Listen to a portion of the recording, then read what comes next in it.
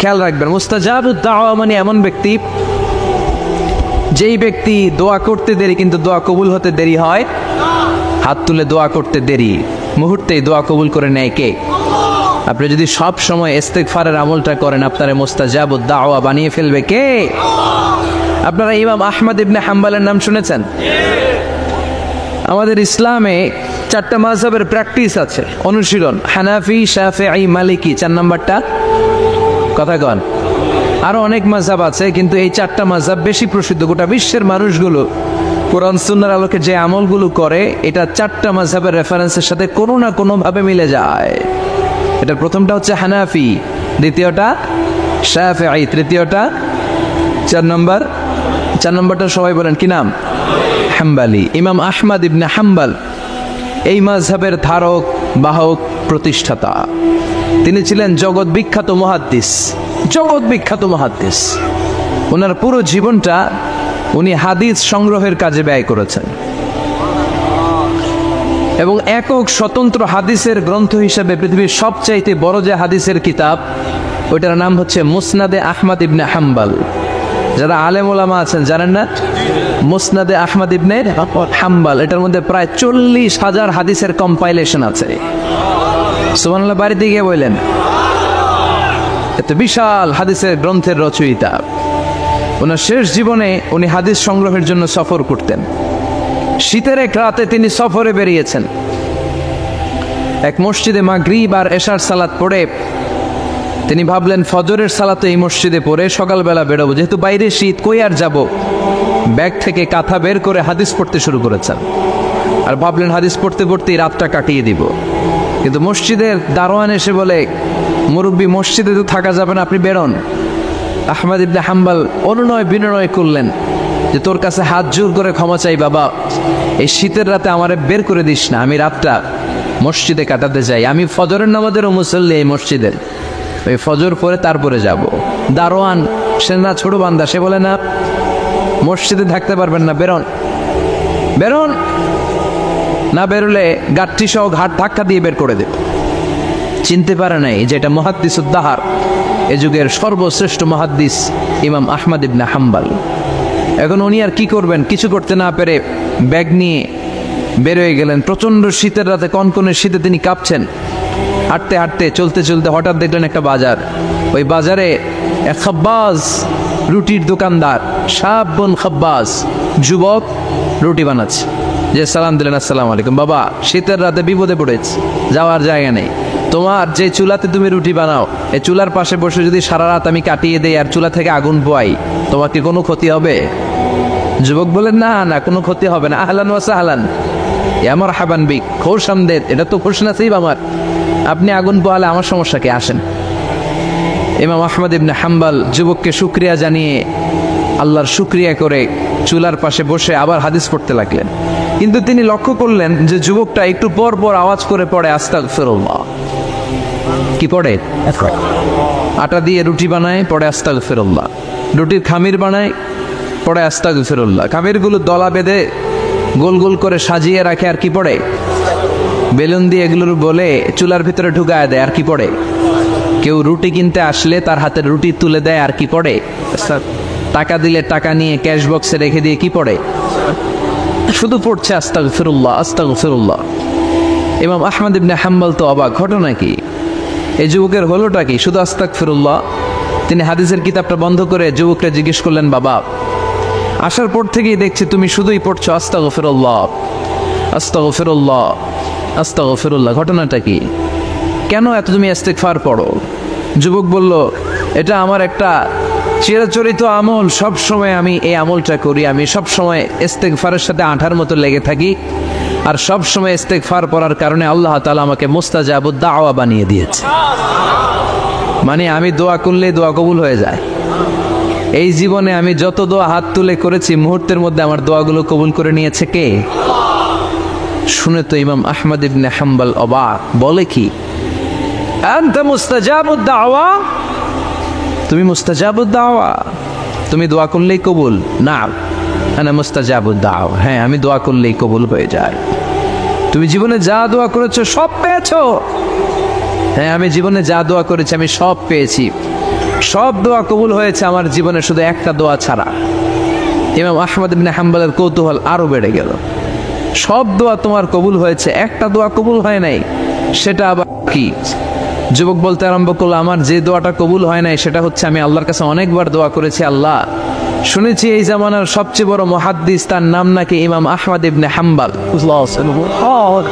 আল্লাহ তোমার কাছে আমার আকুতি, তোমার কাছে আমার মিনতি, আমি যেন এত বড় মুহাদ্দিসের হাতে হাত রেখে মুসাফা করতে পারি আর তার কপালে একটা চুমু দিতে পারি। আমার এই দোয়াটা আজও কবুল হয় নাই। আজও আল্লাহ তাআলা এই দোয়াটা কেন যে কবুল করেন আমি জানি না। একথা শুনে ইমাম আহমদ ইবনে হাম্বল আবেগপ্রবণ হয়ে গেলেন, আর নিজেকে ধরে রাখতে পারলেন না, চোখের পানি ছেড়ে দিলেন আর বললেন, ইয়া শাব, হে যুবক, আহমদ ইবনে হাম্বলের সাথে দেখা করার জন্য তোমার আহমদ ইবনে হাম্বলের দরবারে যাওয়ার দরকার নাই, তোমার এই দোয়াটাও আল্লাহ কবুল করে নিয়েছে। আহমদ ইবনে হাম্বল দেখা দেওয়ার জন্য তোমার দরবারে ছুটে এসেছে। আনা আহমদ ইবনে হাম্বল মুহাদ্দিসুদ দাহর, আমি হচ্ছে আহমদ ইবনে হাম্বল। যুবক নিজেকে ধরে রাখতে পারে না, চোখের পানি ছেড়ে দিয়ে ওই যুগের সবচাইতে বড় মুহাদ্দিসকে জড়িয়ে ধরে হাতের মধ্যে হাত রেখে মুসাফা করে আহমদ ইবনে হাম্বলের কপালে চুমুকে দেয়, আর আহমদ ইবনে হাম্বলের কাছে দোয়া চেয়ে বলল, ও ইমাম, রব্বুল আলামিন আমার জীবনের কোন দোয়া আজকে আর বাকি রেখে দেন নাই, এই যেই দোয়াটা বাকি ছিল এই দোয়াটাও আল্লাহ কবুল করে নিয়েছে। এই দোয়াটাও কবুল, মুস্তাজাবুদ দাওয়া। আপনি সবসময় যদি ইস্তিগফারের সাথে আঠার মতো লেগে থাকতে পারেন, আপনি দোয়া করা মাত্র দোয়া কবুল করে নেবে কে? এজন্য সব সময় অবসরে বসে আছেন, বাস স্টেশনে বসে আছেন, সিএনজিতে চড়ে এক জায়গা থেকে আরেক জায়গায় যাচ্ছেন, বিছানায় শুয়ে আছেন, পড়বেন আস্তাগফিরুল্লাহ। কি পড়বেন? প্রাণ খুলে মন থেকে আওয়াজ করে সবাই পড়েন আস্তাগফিরুল্লাহ। আবারও পড়েন আস্তাগফিরুল্লাহ, চিল্লায় পড়েন আস্তাগফিরুল্লাহ। বিশ্বনবী ইস্তিগফারের অনেকগুলো আলফাজ শিখিয়েছেন, সবচেয়ে সহজ যেটা শিখিয়েছেন সেটার নাম হলো আস্তাগফিরুল্লাহ। বিশ্বনবী জামাতে সালাত শেষে সালাম ফিরিয়ে আওয়াজ করে পড়তেন আল্লাহু আকবার, তারপরে 3 বার পড়তেন আস্তাগফিরুল্লাহ, আস্তাগফিরুল্লাহ, আস্তাগফিরুল্লাহ। পড়ার দরকার আছে না নাই? পড়তে রাজি আছেন তো? সালাম ফেরানোর পরে কি পড়বেন? নাকি দোয়া করার জন্য পাগল হয়ে যাবেন? আল্লাহুম্মা আমিন ইয়া আরহামার রাহিমিন আছে না নাই? পাগল হয়ে যায় দোয়া করার জন্য, কিন্তু তাসবিহগুলো পড়তে চায় না। বিষ্ণুনবী লম্বা তাসবিহ পড়তেন, সালাম ফেরানোর পরেই আস্তাগফিরুল্লাহ পড়তে রাজি আছেন? আবার বিষ্ণুনবী বললেন, যে ব্যক্তি পড়বে আস্তাগফিরুল্লাহ আল্লাযী লা ইলাহা ইল্লা হুয়াল হাইয়ুল কাইয়্যুম ওয়া আতুবু ইলাইহি, যুদ্ধের ময়দান থেকে যদি কেউ পালিয়ে যায় তার কোনো মাফ নাই। এটা অনেক বড় কবিরা গুনাহ, আত-তাওয়াল্লি মিন ইয়াউমিজ যাহফ, যুদ্ধের ময়দান থেকে পালালে ওর কোনো মাফ নাই। বিষ্ণুনবী বলেন, যুদ্ধের ময়দান থেকে পালিয়ে এসেছে কোনো মুসলিম সৈনিক, সেও যদি এই আস্তাগফিরুল্লাহ আল্লাযী লা ইলাহা ইল্লা হুয়াল হাইয়ুল কাইয়্যুম ওয়া আতুবু ইলাইহি মন থেকে পড়ে, তার জীবনের গুনাহ আল্লাহ মাফ করে দিবে।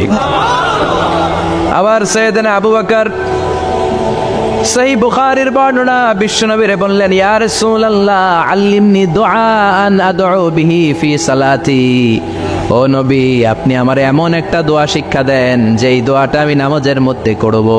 বিশ্বনবী বললেন, তুমি নামাজের মধ্যে পড়ো, আল্লাহুম্মা ইন্নী যালামতু নাফসি যুলমান কাসীরা ওয়া লা ইয়াগফিরুয যুনুবা ইল্লা আনতা ফাগফিরলি মাগফিরাতাম মিন ইনদিকা ইন্নাকা আনতাল গফুরুর রহিম। সুবহানাল্লাহ। এটারে আমরা বলি দোয়ায়ে মাসুরা, এটাও একটা ইস্তিগফার। যেখানেই ক্ষমা চাওয়ার কথা আছে ওইটাই ইস্তিগফার, বুঝতে পেরেছেন? আল্লাহুম্মা ইন্নী যালামতু নাফসি, ও আল্লাহ অনেক জুলুম করেছি, যুলমান কাসীরা, জুলুমের শেষ নাই। ওয়া লা ইয়াগফিরুয যুনুবা ইল্লা আনতা, আপনি ছাড়া এই জুলুম আর পাপ ক্ষমা করার কেউ নাই। ফাগফিরলি মাগফিরাতাম মিন ইনদিক, নিজ গুণে আমার গুনাহ ক্ষমা করে দেন। ওয়া লা ইয়াগফিরুয যুনুবা ইল্লা আনতা, আপনি ছাড়া গুনাহ ক্ষমা করার দ্বিতীয় কেউ নাই। আমাদের পাপ ক্ষমা করার আর কোন সত্তা আছে? চিল্লায় বলেন আছে? আবার বিশ্বনবী বললেন, যত ইস্তিগফার আছে সব ইস্তিগফারের সেরা সর্বশ্রেষ্ঠ ইস্তিগফারের নাম সাইয়্যিদুল ইস্তিগফার। কি নাম?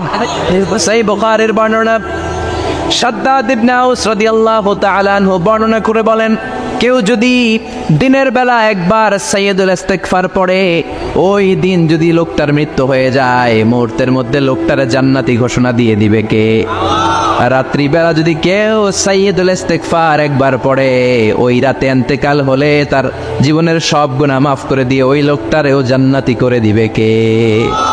দিনে যদি সাইয়্যিদুল ইস্তিগফার একবার পড়েন, ওই দিনে ইন্তেকাল করলে আপনি জান্নাতি।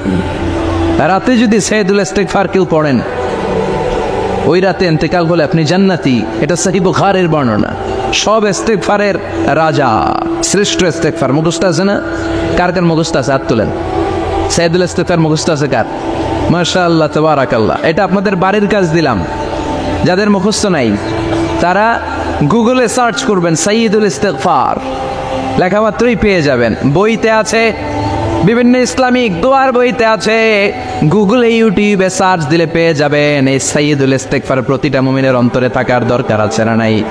আল্লাহুম্মা আনতা রাব্বি লা ইলাহা ইল্লা আনতা খলাকতানি ওয়া আনা আবদুক ওয়া আনা আলা আহদিকা ওয়া ওয়া'দিকা মাস্তাতা'তু আউযু বিকা মিন শাররি মা সানা'তু আবুউ লাকা বিনি'মাতিকা আলাইয়া ওয়া আবুউ লাকা বিযামবি ফাগফিরলি ফাইন্নাহু লা ইয়াগফিরুয যুনুবা ইল্লা আনতা। সুবহানাল্লাহ পড়েন।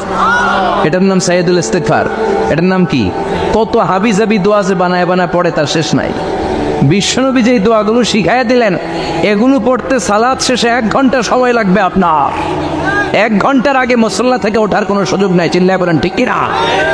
বিশ্বনবী সালাম ফিরিয়ে আওয়াজ করে পড়তেন আল্লাহু আকবার, 3 বার পড়তেন আস্তাগফিরুল্লাহ, 33 বার সুবহানাল্লাহ, 33 বার আলহামদুলিল্লাহ, 33 বার আল্লাহু আকবার। এরপরে পড়তেন লা ইলাহা ইল্লাল্লাহু ওয়াহদাহু লা শারীকা লা লাহুল মুলকু ওয়া লাহুল হামদু ওয়া হুয়া আলা কুল্লি শাইইন কাদির। সুবহানাল্লাহ পড়েন। একবার আয়াতুল কুরসি পড়তেন। মান খারাপ আয়াতুল কুরসি দুবুরা কুল্লি সালাতিন মাকতুবাতিন লাম ইয়ামনাহু মিন দুখুলিল জান্নাতি ইল্লাল মাউত। আয়াতুল কুরসি মুখস্থ না সবার? প্রত্যেক ফরজ সালাতের পরে কেউ যদি একবার আয়াতুল কুরসি পড়ে, তার জান্নাতে ঢুকার ক্ষেত্রে আর কোনো বাধা নাই, একটা জিনিস ছাড়া, সেটা হলো মরণ, মৃত্যু। লোকটা মরে না তাই জান্নাতে যায় না, মরলেই জান্নাতি। আয়াতুল কুরসি পড়বেন তো? সালাত শেষে বিশ্বনবী বলতেন আল্লাহুম্মা ইন্না নাসআলুকাল হুদা ওয়াত তুকা ওয়াল আফাফা ওয়াল গিনা আল্লাহুম্মা আ'ইন্না আলা যিকরিকা ওয়া শুকরিকা ওয়া হুসনি ইবাদাতিক আল্লাহুম্মা লা মানিআ লিমা আ'তাইতা ওয়া লা মু'তিয়া লিমা মানআতা ওয়া লা ইয়ানফা'ু যাল জাদ্দি মিনকাল জাদ আল্লাহুম্মা হাব্বিব ইলাইনাল ঈমান ওয়া যায়্যিনহু ফি কুলুবিনা ওয়া কাররিহ ইলাইনাল কুফরা ওয়াল ফুসুক ওয়াল ইসয়ান ওয়াজআলনা মিনার রাশিদিন। সুবহানাল্লাহ পড়ে। অভাব নাই, সহি দোয়ার অভাব নাই। এগুলো থুইয়া বানায় বানায় আন্দাজে মান্দাজে দোয়া কালাম পড়ে। এজন্য মাসনুন যে দোয়াগুলো আছে এগুলো পড়বেন তো? সাইয়্যিদুল ইস্তিগফার মুখস্থ করবেন? কথা দিছেন তো? কথা দিছেন? কারা কারা মুখস্থ করবেন হাত তুলে আমার আল্লাহর দেখান। রাজি আছেন মুসলমান? আল্লাহ সবাইকে কবুল করুন। আমরা পড়ি আমিন। আবার আল্লাহ বললেন ওয়াল মুস্তাগফিরিনা বিল আসহার, ওয়াল মুস্তাগফিরিনা বিল আসহার। আমার প্রিয় বান্দারা শেষ রাতে চোখের পানি ছেড়ে তাহাজ্জুদের নামাজে যায়, নামাজ ভিজায়, আর শেষ রাতে ইস্তিগফার পড়ে, ঠিক কিনা? তাহাজ্জুদের যায় নামাজে মরণ দিও প্রভু আমায়, একামতে দিনের কাজে কবুল করে নিও আমায়।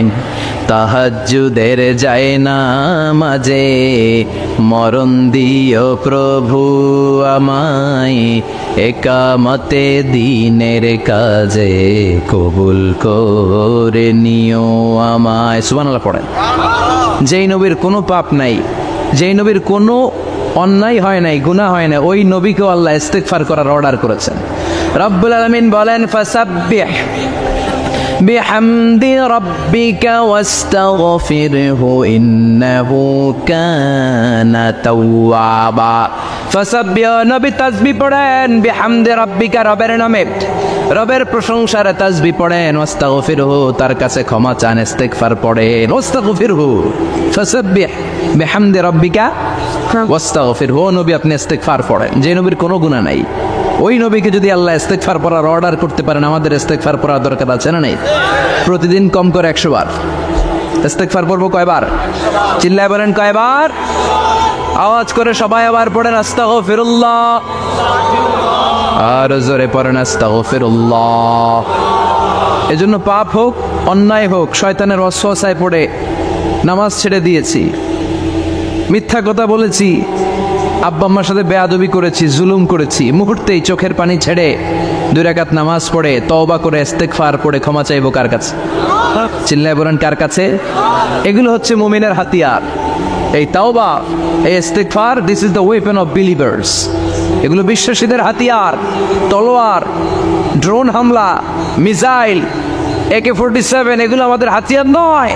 আমাদের আসল হাতিয়ার হচ্ছে তওবা, আমাদের আসল হাতিয়ার হচ্ছে ইস্তেগফার, আমাদের আসল ওয়েপন হচ্ছে জিকির। চিল্লায় বলেন ঠিক কিনা? আর জিকিরটা হতে হবে একজনের নামে। চিল্লায় বলেন তিনি কে? واذكر ربك في نفسك تضرعا وخيفا ودون الجهر بالقول بالغدو والآصال ولا تكن من الغافلين। আল্লাহ বললেন واذكر ربك في نفسك تضرعا وخيفا, আল্লাহর জিকির করো, আল্লাহর নাম জপো মনে মনে, বিনয়ের সাথে, গোপন ভাবে, চিৎকার চেঁচামেচি করো না। কিন্তু আমাদের জিকিরের ভেতরে চিৎকার চেঁচামেচি আছে না নাই? আমরা মাহফিলের মধ্যে মাঝে মাঝে লা ইলাহা ইল্লাল্লাহর জিকির করাই না আওয়াজ করে। এটা হচ্ছে তালিমান, তালিমের জন্য জায়েজ আছে, কিন্তু শ্রেষ্ঠ জিকির হচ্ছে একা একা জিকির করা। আল্লাহ বললেন তাদাররুআ ওয়া খিফা, কোরআনের আয়াত, তাদাররুআ ওয়া খিফা, with full of humility and humbleness, বিনয়ের সাথে জিকির করো। খিফা, গোপনে গোপনে, দুনাল জাহারে বিল কওল, চিৎকার না করে। কিন্তু চিৎকার করে লাফিয়ে লাফিয়ে জিকির করা এদেশে আছে না নাই? কথা বলেন। ইন্নাল্লাহ জামিল ওয়া ইউহিব্বুল জামাল, আল্লাহ নিজে সুন্দর আর সব সুন্দরকে আল্লাহ পছন্দ করেন। দেখবেন এদেশে কিছু জিকির আছে ওইটার মধ্যে আল্লাহর নাম বোঝা যায় না, আছে না নাই? হুই হাই করে লাফালাফি করে, এই যে হুই হুই হুই হুই যে করে, এই হুই হুই এর মধ্যে আল্লাহর নাম আছে? কথা কর। যেই শব্দে আল্লাহর নাম নাই ওটা দিয়ে জিকির করা যাবে? কত ধরনের ভয়ঙ্কর জিকির। আবার জিকিরও করে বাঁশের উপরও লাফায়। যিনি জিকির পরিচালনা করে তার কাঁধের উপর যে চেপে বসে আছে না নাই? এটা কি জিকিরের সৌন্দর্য? কথা বলেন। আমরা জিকির করব ওই পন্থায় যে পন্থায় বিশ্বনবী করেছেন, সাহাবারা করেছেন। বিশ্বনবী জিকির করতেছেন, সাহাবারা জিকির করতে করতে বিশ্বনবীর কান্দে উঠছে, আছে না হাদিসে? সাহাবারা জিকির করতে করতে খেজুর গাছের চূড়ায় উঠেছে। কথা বলেন। জিকিরের মধ্যে সৌন্দর্য আছে না নাই? এজন্য জিকিরের সৌন্দর্যগুলো অবলম্বন করে যেন আমরা আল্লাহরে ডাকতে পারি। চিল্লায় বলেন ঠিক কিনা? এজন্য রব্বুল আলামিন বলেন ফাযকুরুনি আযকুরকুম ওয়াশকুরুলি ওয়ালা তাকফুরুন, বেশি বেশি আমার জিকির করো তাইলে আমিও তোমাদের জিকির করব। আমরা আল্লাহরে ডাকলে আল্লাহ নাকি আমগরে ডাকে? ভাল লাগে? আল্লাহ বললেন ফাইন যাকারানি ফি নাফসি যাকারতুহু ফি নাফসি, আমার বান্দা যদি একা একা আমার জিকির করে আমি আমার বান্দার একা একা জিকির করি। আমার বান্দা যদি মহাসম্মেলনে মহাসমাবেশে সবাই রে নিয়ে আমারে ডাকে, আমি এর চাইতো শ্রেষ্ঠ একটা মহাসম্মেলন ফেরেশতাদেরকে নিয়ে করে আমার বান্দার জিকির করি। ওয়া ইন তাকাররাবা ইলাইয়া শিবরান তাকাররাবতু ইলাইহি যিরাআন, আমার কোন বান্দা আমার দিকে যদি 1 বিঘত এগিয়ে আসতে চায় আমি আমার বান্দার দিকে 1 হাত এগিয়ে যেতে চাই। আমার বান্দা যদি আমার দিকে 1 হাত এগিয়ে আসে আমি আমার বান্দার দিকে 2 হাত এগিয়ে যাই। ওয়া ইন আতানি ইয়ামশি আতাইতুহু হারওয়ালা, আমার বান্দা যদি আমার দিকে হেঁটে হেঁটে আসতে চায় আমি আমার বান্দার কাছে দৌড়ে দৌড়ে যাই। কি আল্লাহ আমরা পাইছি, ডাকা মাত্রই তিনি সাড়া দেয়। চিল্লায় বলেন ঠিক কিনা? এজন্য সবসময় আল্লাহর জিকির দিয়ে হৃদয়টারে সিক্ত রাখার দরকার আছে না নাই? বিশ্বনবী বললেন লা ইয়াজালু লিসানুকা রাতমান মিন যিকরিল্লাহ, সব সময় আল্লাহর জিকির দিয়ে জিহ্বাটারে ভিজায় রাখো। জিকির করেন লা ইলাহা ইল্লাল্লাহ, লা ইলাহা ইল্লাল্লাহু মুহাম্মাদুর রাসূলুল্লাহ সাল্লাল্লাহু মাসালুল লাযী ইয়াযকুরু রাব্বা ওয়াল্লাযী লা ইয়াযকুরু রাব্বা মাসালুল হাইয়্যি ওয়াল মাইয়িত। যে হৃদয় আল্লাহর জিকির করে আর যে হৃদয় জিকির করে না, বিশ্বনবী বললেন দুই হৃদয়ের পার্থক্য হচ্ছে একটা জীবিত হৃদয় আর একটা মৃত হৃদয়। এখন আপনার হৃদয়কে আপনি কি জিন্দা রাখতে চান না মুর্দা বানাতে চান? আবার আল্লাহ বললেন আলা বিযিকরিল্লাহি তাতমাইন্নুল কুলুব। দুনিয়ার কোন জিনিস দিয়ে কলবের পরিচ্ছন্নতা হয় না, দুনিয়ার কোন জিনিস দিয়ে কলব পরিচ্ছন্ন হয় না, কলবের খাদ্য হয় না। কলবের খাদ্য হয় একটা জিনিস দিয়ে, সেটা কি? আল্লাহর জিকির। এজন্য কলবের মধ্যে কি বসাবেন? নাকি আয়না? আয়না বসাইয়া দেমন কলবের ভিতর বাবারে, কথা কন। আয়না বসাইতে চাই, আছে না নাই? তোর বাবার কলবেই তো আয়না নেই, তোরে কি আয়না দিব? বিশ্বনবী কলবে আয়না বসাইছে, সাহাবারা আয়না বসিয়েছে, আবু হানিফা কলবের ভেতরে আয়না বসিয়েছে, ইমাম শাফিঈ কলবে আয়না বসিয়েছে। কলবে আল্লাহর জিকির ছাড়া কোনো আয়না ফায়না বসানো চলবে না। চিৎকার করে বলেন ঠিক কি না? আবার বিশ্বনবী বললেন আফদালুয যিকরি লা ইলাহা ইল্লাল্লাহ। জিকিরের জগতে যত জিকির আছে শ্রেষ্ঠ জিকির হলো লা ইলাহা ইল্লাল্লাহ। মান ক্বালা লা ইলাহা ইল্লাল্লাহ সিদকান মিন কলবিহি দাখালাল জান্নাহ। ঈমানের সাথে ইখলাসের সাথে একবার কেউ যদি লা ইলাহা ইল্লাল্লাহ পড়ে, তার জন্য জান্নাতকে ওয়াজিব করে দিবে কে? এটার নাম কালিমাতে তাইয়্যিবা। কি নাম? দারাবাল্লাহু মাসালান কালিমাতান তাইয়্যিবাতান কাশাজারাতিন তাইয়্যিবা আসলুহা সাবিতুন ওয়া ফারউহা ফিস সামা। এই লা ইলাহার নাম আল্লাহ দিলেন কালিমায়ে তাইয়্যিবা। কি নাম? কথা কোন। ঝিনুকের ভেতর লুকিয়ে থাকে যেমন মতি, ঝিনুকের ভেতর লুকিয়ে থাকে যেমন মতি, কালমা শাহাদাতে আছে আল্লাহর জ্যোতি, কালমা শাহাদাতে আছে আল্লাহর জ্যোতি। পড়েন সবাই। ঝিনুকের ভেতর লুকিয়ে থাকে যেমন মতি, ঝিনুকের ভেতর লুকিয়ে থাকে যেমন মতি, কালমা শাহাদাতে আছে আল্লাহর জ্যোতি, কালমা শাহাদাতে আছে আল্লাহর জ্যোতি। সুবহানাল্লাহ পড়েন। তাহলে জিকিরের জগতে সবচেয়ে শ্রেষ্ঠ জিকিরের নাম, চিল্লায় বলেন কি নাম? সাইয়েদনা মুসা আলাইহিস সালাম আল্লাহর ডেকে বললেন মাবুদ। সহিহ ইবনে হিব্বান, মুস্তাদরেকে হাকিম, দুইটা সহিহ হাদিসের গ্রন্থে হাদিসটা এসেছে। সাইয়েদনা আবু সাঈদ আল খুদরি হাদিসের বর্ণনাকারী। বিশ্বনবী বললেন মুসা আলাইহিস সালাম আল্লাহর ডেকে বললেন আল্লাহ আল্লিমনি কালিমাতান আদউ বিহা। ও আল্লাহ, এমন একটা স্পেশাল জিকির আপনি আমারে শিক্ষা দেন, এই জিকির দিয়ে আমি আপনারে ডাকবো। এই জিকিরটা জানবে শুধু আমি, আর জানবেন আপনি, দুনিয়ার কেউ জানবে না। এমন একটা জিকির শিখান যে জিকিরটা কেউ জানে না, জানবে শুধু আমি আর জানবেন আপনি। কথা শুনতেছেন? প্রশ্ন করছে কে? হ্যাঁ, আল্লাহ প্রশ্ন করছে। প্রশ্ন করেছে কে? মুসা আলাইহিস সালাম। করেছে কার কাছে? শ্রেষ্ঠ একটা জিকির শিখায়া দেন যেটা শুধু আমি করবো আর কেউ করতে পারবে না। আল্লাহ বললেন মুসা পড়ো লা ইলাহা। মুসা আলাইহিস সালাম বললেন আল্লাহ জিজ্ঞেস করলাম কি আর কইলেন কি? লা ইলাহা ইল্লাল্লাহ এটা তো জাতীয় জিকির। কথা কন। এটা তো ইন্টারন্যাশনাল জিকির, এটা তো সবাই পারে। আমি তো চাইছি এমন একটা এক্সক্লুসিভ যেটা আপনি আর আমি ছাড়া কেউ জানে না, শুধু জানবেন আপনি আর আমি। আল্লাহ বললেন মুসা এর চাইতে শ্রেষ্ঠ জিকির আমার কাছে নাই। ও মুসা লাউ তাদাউ সাবউস সামাওয়াতি ওয়াল আরদ ফি কাফা, সাত আকাশ সাত জমিন যদি এক পাল্লায় রেখে দাও, ওয়ালা ইলাহা ইল্লাল্লাহ ফি কাফাতিন উখরা, লা ইলাহা ইল্লাল্লাহ যদি আরেক পাল্লায় রেখে দাও, লা রাজাহাত কাফাতু লা ইলাহা ইল্লাল্লাহ, মুহূর্তের মধ্যে লা ইলাহার পাল্লা ভারী হয়ে যাবে রে মুসা। সাত আকাশ সাত জমিন হালকা হয়ে যাবে, আর লা ইলাহা ইল্লাল্লাহর পাল্লাটা ভারী হয়ে যাবে। সুবহানাল্লাহ পড়েন। এজন্য সব সময় এই লা ইলাহার জিকির করতে রাজি আছেন তো? এখন আমরা এই লা ইলাহারে বানাইছি ভিক্ষার জিকির, আছে না নাই? একটা টাকা দিয়া যান আমি গরিব ইনসান, আখিরাতে সওয়াব পাইবেন পাহাড় সমান। একটা টাকা দিয়া যান আমি গরিব ইনসান। আর লা ইলাহার জিকির ভিক্ষার জিকির বানাইছি আমরা। কিন্তু এটা যে একটা বিপ্লবী বাণী, এটা যে একটা সংগ্রামী বাণী, এই বাণী যে মেনে নেয় সে আল্লাহ ছাড়া কারো সামনে মাথা নত করতে পারে না। চিল্লায় বলেন ঠিক কি না? একটা বিপ্লবী কালিমাকে, একটা সংগ্রামী কালিমাকে আমরা ভিক্ষার জিকির বানিয়েছি। আপনারা তাফসির ফি জিলালিল কোরআনের রচয়িতা সাইয়্যিদ কুতুব শাহীদের নাম শুনেছেন? মিশরে কায়রোতে তাকে ফাঁসির কাস্টে ঝুলানো হয়েছে।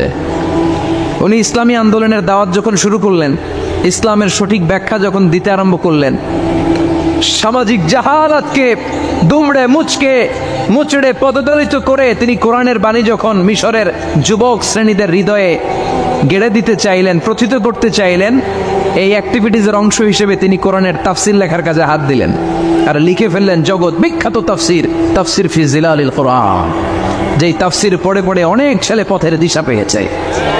ঠিক কিনা?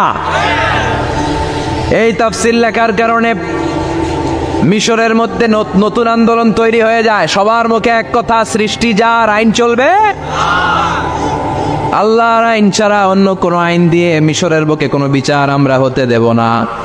মিশরের তাগড়া যুবকগুলো কায়রোর রাস্তায় নেমে এলো, ঘোষণা দিল সৃষ্টি যার, আইন চলবে তার। চোরের হাত কেটে দাও, দর্শকদের শাস্তি দাও জনসম্মুখে। ঠিক কিনা? দুর্নীতিবাজদেরকে আইনের আওতায় আনো। দেশের শত্রু, দশের শত্রু, স্বাধীনতার শত্রু, সবগুলারে বিচারের আওতায় আনো কোরআনের আলোকে। ঠিক কিনা? সংগ্রাম, বিক্ষোভে ফেটে পড়ল পুরো মিশর। এই বিক্ষোভে টালমাটাল সরকার, জামাল আব্দুল নাসের কোনো উপায় অন্তর না পেয়ে এই তাফসির কারক, এই মুফাসসিরে কোরআনকে জেলের ভিতরে পড়ছে। গোটা বিশ্বব্যাপী সব সত্য আর ন্যায়ের পক্ষের ধারক আর বাহক যারা, তাদের উপরে এরকম জালিম গাদ্দারদের অত্যাচার আছে না নাই? তাকে ফাঁসির কাস্টে ঝুলানো হবে। আদালত থেকে রায় দেয়া হয়েছে, মিশরের যুবকদেরকে এরকম আন্দোলনে ঠেলে দেওয়ার কারণে ডেথ পেনাল্টি, ফাঁসির রায় হলো। সাইয়্যিদ কুতুব শাহীদের ফাঁসির দিন ঘনিয়ে আসলো। কারা কর্তৃপক্ষের নিয়ম অনুযায়ী যাদেরকে হ্যাঙ্গিং করা হয়, ফাঁসি দেয়া হয়, ফাঁসির ঘণ্টাখানিক আগে ওই জেলখানার ইমাম সাহেব এসে তাদেরকে কালিমা পড়ায়। কি পড়ায়? আফদালু যিকরি লা ইলাহা, এই যে শ্রেষ্ঠ জিকির, এই শ্রেষ্ঠ জিকিরটা এসে পড়ায়। সাইয়্যিদ কুতুব শাহীদের ফাঁসির কাস্টে দাঁড়ানোর 1 ঘন্টা বাকি। কয় ঘন্টা? In the meantime jail কোডের নিয়ম অনুযায়ী জেলখানার ইমাম সাহেব চলে এসেছে। এসে বললেন, সাইয়্যিদ কুতুব শাহীদ, আমি আপনারে কালিমা পড়াতে এসেছি, পড়েন লা ইলাহা ইল্লাল্লাহ। সাইয়্যিদ কুতুব শাহীদ বললেন, তুই আমার কালিমা শিখাইস না, তোর কাছ থেকে আমার কালিমা শিখতে হবে না। এই কালেমা আমি খুব ভালো করে জানি, যেই কালেমার তালিম দেওয়ার জন্য সরকার তোরে বেতন দিয়ে রাখে, ওই কালিমার ব্যাখ্যা করার কারণে আজকে আমার ফাঁসির মঞ্চে দাঁড়ানো লাগতেছে। চিল্লা এখন, ঠিক কিনা?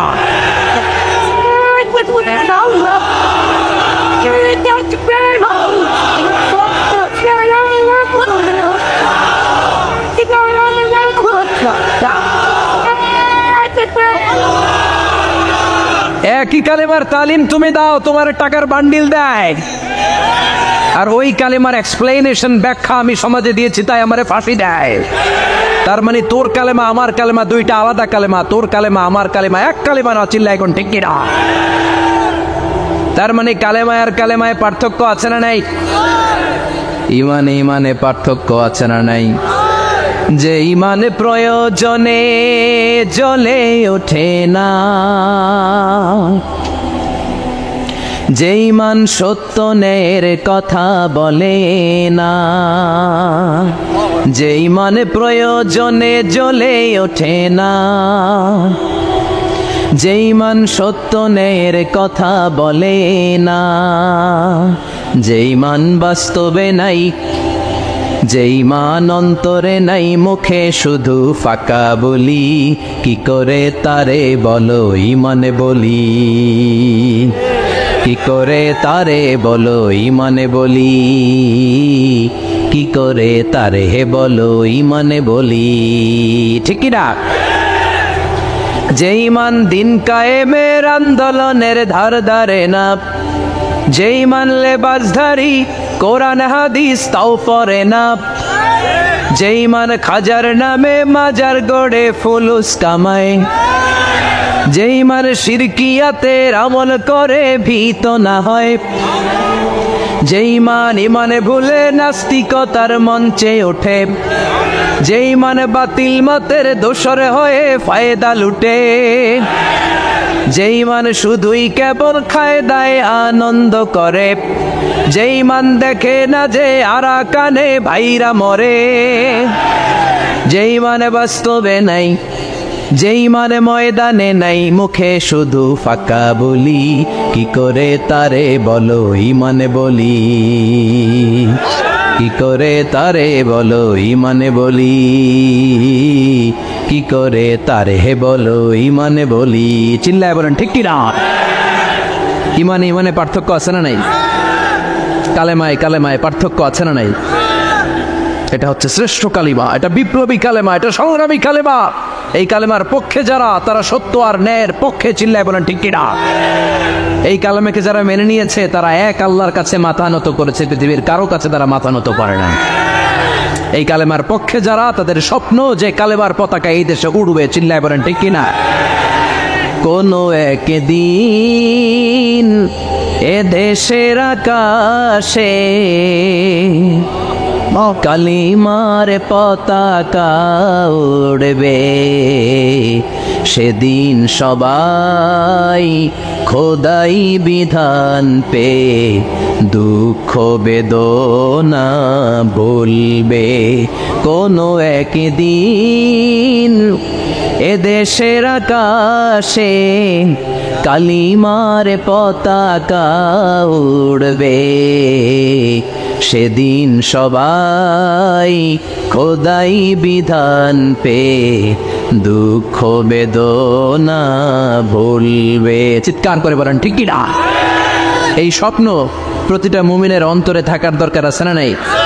ইসলাম বিজয়ী শক্তির মসনদে বসুক, এটা যে সহ্য করতে পারে না, অন্তর থেকে যে এটা চায় না, ও মুমিন নয়, ও মুনাফিক। চিল্লায় বলেন ঠিক কি না? এজন্য বিশ্বনবী বললেন, আফদালুয যিকরি লা ইলাহা ইল্লাল্লাহ। জিকিরের জগতে সব চাইতে শ্রেষ্ঠ জিকির হলো লা ইলাহা ইল্লাল্লাহ। এজন্য সব সময় এই চমৎকার শ্রেষ্ঠতম জিকিরটা দিয়ে জিহ্বাটারে ভিজায় রাখার দরকার আছে না নাই?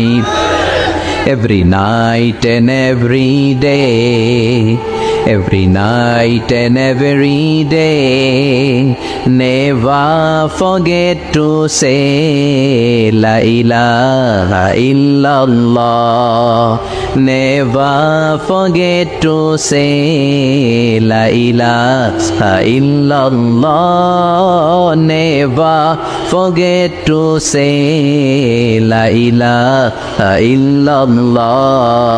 When you're walking down the street, use your time and repeat and say in every heartbeat la ilaha illallah, and say in every heartbeat la ilaha illallah, and say in every heartbeat la ilaha illallah. সবাই পড়েন, every night and every day, every night and every day, never forget to say la ilaha illallah, never forget to say la ilaha illallah.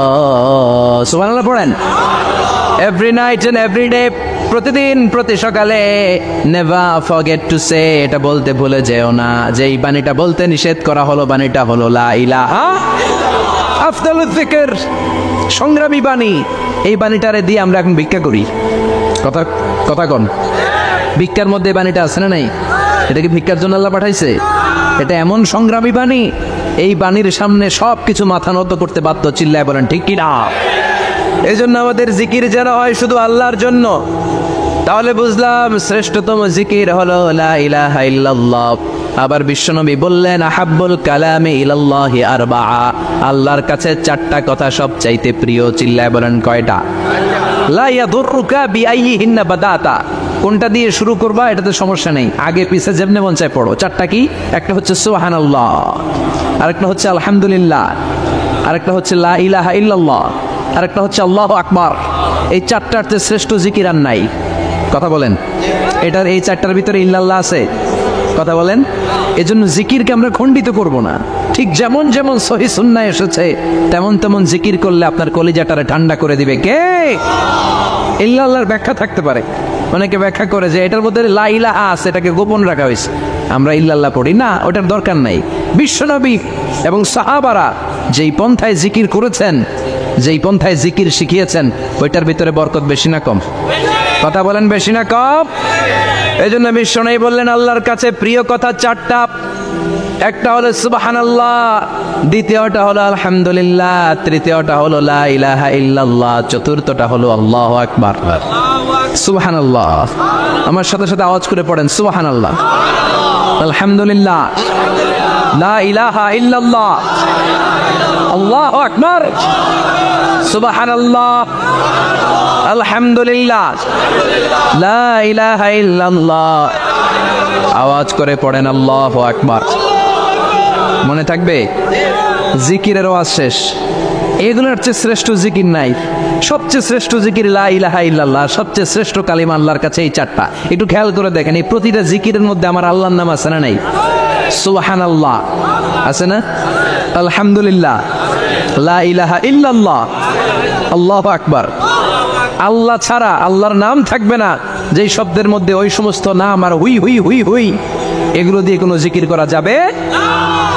আবার আব্দুল্লাহ ইবনে আমর ইবনে আস বর্ণনা করেন, বিশ্বনবী যখন জিকির গুলো করতেন, আমি বিশ্বনবীকে দেখেছি বিশ্বনবীর আঙ্গুলের কড়ায় জিকির গুনতেন। সুবহানাল্লাহ পড়েন। দেখতেছেন আমার হাত দেখা যায়? দেখা যায়, দেখা যায়। রাআইতুন নাবিয়্যা, আব্দুল্লাহ ইবনে আমর ইবনে আস-এর বর্ণনা, রাআইতুন নাবিয়্যা ইয়াকিদু তাসবিহ বিয়ামিনিহি, আমি বিশ্বনবীকে ডান হাতের গিড়ার ভেতরে তাসবিহ গুনতে শুনেছি, তাসবিহ গুনতে দেখেছি। সুবহানাল্লাহ পড়েন। এখন আমরা লম্বা তাসবিহ ছড়া নেই না, এটা জায়েজ, কিন্তু শ্রেষ্ঠ হচ্ছে হাতের গিড়ায় গণা। এই প্রতিটা গিড়া in the day of judgement আপনার পক্ষে সাক্ষী দিবে। মনে থাকবে? কিভাবে গুনবেন? বা হাতে না ডান হাতে? ডান হাতে উঁচু করেন সবাই, এইভাবে। নামাজ শেষ, আল্লাহু আকবার পড়ে 3 বার ইস্তেগফার পড়ে গোনা শুরু, এইভাবে সুবহানাল্লাহ। ঠিক আছে? এরপরে আলহামদুলিল্লাহ, এরপরে আল্লাহু আকবার। সবাই রাজি তো? সবাই রাজি? আল্লাহ তুমি কবুল করো। আরো জোরে পড়েন আমিন। তাহলে আমরা তাওবার পদ্ধতি জানলাম, কেন আমরা ইস্তেগফার পড়বো জানলাম, এরপরে জিকিরের খুঁটিনাটি জানলাম। এবার কেমন করে আল্লাহর কাছে দোয়া করবো এটাও জানার দরকার আছে না নাই? বিশ্বনবী বললেন আর দোয়া মুখুল ইবাদত, দোয়া হলো ইবাদতের নির্যাস। যে দোয়া করে না সে কিছুই করে না। তিরমিজির আরেক বর্ণনায় বিশ্বনবী বললেন আর দোয়া হুয়াল ইবাদত, দোয়াটাই হলো ইবাদত, দোয়াটাই ইবাদত। ধরেন আমি দোয়া করা শুরু করলাম, এটাই ইবাদত। নামাজ যেমনি ইবাদত, জিকির যেমনি ইবাদত, হজ করা যেমনি ইবাদত, দোয়া করাটাও। এজন্য প্রতি নামাজের শুরুতে দোয়া আছে না নাই? সূরাতুল ফাতিহার আরেক নাম সূরাতুত দোয়া, দোয়ার সূরা। আমরা প্রত্যেকবার সূরা ফাতিহা যখন পড়ি, আমরা পড়ি ইহদিনাস সিরাতাল মুস্তাকিম। সবাই পড়েন ইহদিনাস সিরাতাল মুস্তাকিম। ও আল্লাহ, আপনি আমাদেরকে সরল সঠিক পথ দেখান। পড়েন আমিন। ও আল্লাহ, show us the right path, show us the correct path, show us the middle path. আল্লাহ মধ্যম পন্থা দেখান, মাঝামাঝি রাস্তাটা দেখান, সিরাতুল মুস্তাকিম দেখান। আমাদেরকে রাস্তা দেখায় কে? কথা বলেন না। আমরা যদি পথ ভুলে যাই, পথ দেখায় দেয় কে? আমি যদি কোনো দিন পথে ভুলে যাই, হাত ছানি দিয়ে কাছে নিও, মমতার বন্ধনে আমায় বেঁধে সব ভুল ক্ষমা করে দিও। আমি যদি কোনো দিন পথে ভুলে যাই, হাত ছানি দিয়ে কাছে নিও, মমতার বন্ধনে আমায় বেঁধে সব ভুল ক্ষমা করে দিও। আমি যদি কোনো দিন পথে ভুলে যাই, পড়েন, হাত ছানি দিয়ে কাছে নিও, মমতার বন্ধনে আমায় ডেকে সব ভুল ক্ষমা করে দিও, চিল্লায় পড়ে না আমিন। আর জোরে আমিন। এজন্য বিশ্বনবী বললেন যে দোয়া বাদ দিল তার সব বাদ, কারণ দোয়া দিয়ে নামাজ শুরু, দোয়া দিয়ে সব শুরু, দোয়াটাই হলো ইবাদত। চিল্লায় বলেন ঠিক কি না? আর দোয়া ও সিলাহুল মুমিন, দোয়া হচ্ছে মুমিনের উইপেন, অস্ত্র, মুমিনের বড় অস্ত্র। যেখানে সবকিছুর দৌরাত্ম শেষ, ওইখানে দোয়ার দৌরাত্ম শুরু। যেখানে সবকিছুর কারিশমা শেষ, ওখান থেকে দোয়ার কারিশমা শুরু। এরকম অনেক ক্যান্সারের মতো দুরারোগ্য ব্যাধিতে আক্রান্ত, ডক্টর ফাইনালাইজ করে দিয়েছে বাঁচবে না, 2 মাস বাঁচবে। কয় মাস? কথা বলেন। মাত্র 2 মাস সে বাঁচবে। তারপরও দেখা গেছে লোকটা 7 বছর বেঁচে ছিল। আছে না নাই? দোয়া, দ্য পাওয়ার অফ দোয়া। Everything is prewritten, but by supplication it's rewritten. সবকিছু আগে লেখা থাকে। মহাবিশ্ব সৃষ্টির 50,000 বছর আগে আমাদের ভাগ্যে কি ঘটবে সব লিখে রেখেছে কে? সব অপরিবর্তনীয়। কিন্তু এই তাকদীরেরও কিছু জিনিস আল্লাহ চেঞ্জ করে দেয় দোয়ার বরকতে। এজন্য দোয়া করার দরকার আছে না নাই? মায়ের কাছে দোয়া চাবেন, মায়ের দোয়া আল্লাহ ফেরায় না। মজলুম ব্যক্তির দোয়া আল্লাহ ফেরায় না, মুসাফিরের দোয়া আল্লাহ ফেরায় না।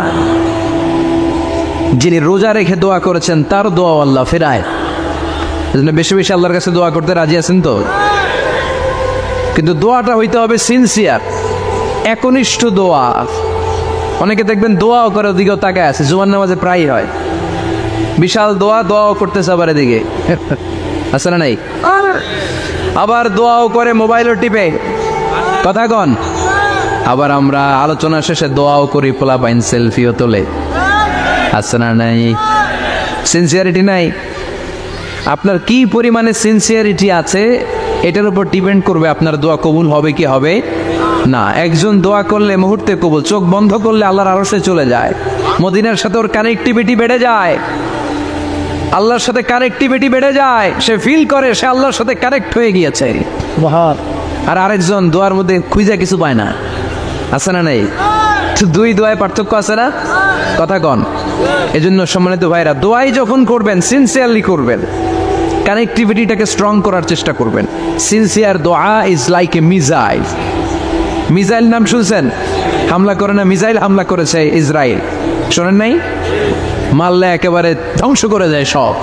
এই মিসাইল হামলা, ড্রোন হামলা, এগুলো লক্ষ্য বস্তু ভেদ করে ভয়ঙ্কর ভাবে, ইঞ্চি ইঞ্চি, মাইক্রো ইঞ্চি মেপে মেপে এমন ভাবে এই বোমাটা মারবে, ঠিক জায়গা মতো এটা ফিট হয়ে যাবে। তেমনি দোয়ার মতো আপনি যদি দোয়া করতে জানেন, একনিষ্ঠতার সাথে সিনসিয়ারিটির সাথে যদি দোয়াটা করে ফেলতে জানেন, এই দোয়া মুহূর্তে আল্লাহর আরশে যেয়ে নক করবে। সুবহানাল্লাহ পড়েন। আর মুমিনের দোয়া কখনো ফেরত যায় না। দোয়া করলেই মুমিনের দোয়া কবুল করে নেয় কে? আপনি জীবনে যত দোয়া করছেন সব কবুল। All of your supplications are accepted. Whatever you have supplicated to your Lord, যাই চেয়েছেন সব কবুল। অনেকে বলে হুজুর এটা একটা কথা কইলেন, সব দোয়া বুঝি কবুল? কত দোয়া করলাম, জীবনে কত কিছু চাইছি, কই কিছুই তো দেয় নাই। এরকম আছে না নাই? অনেকে বলে হুজুর কত চাইলাম আল্লাহ আমার দিল না।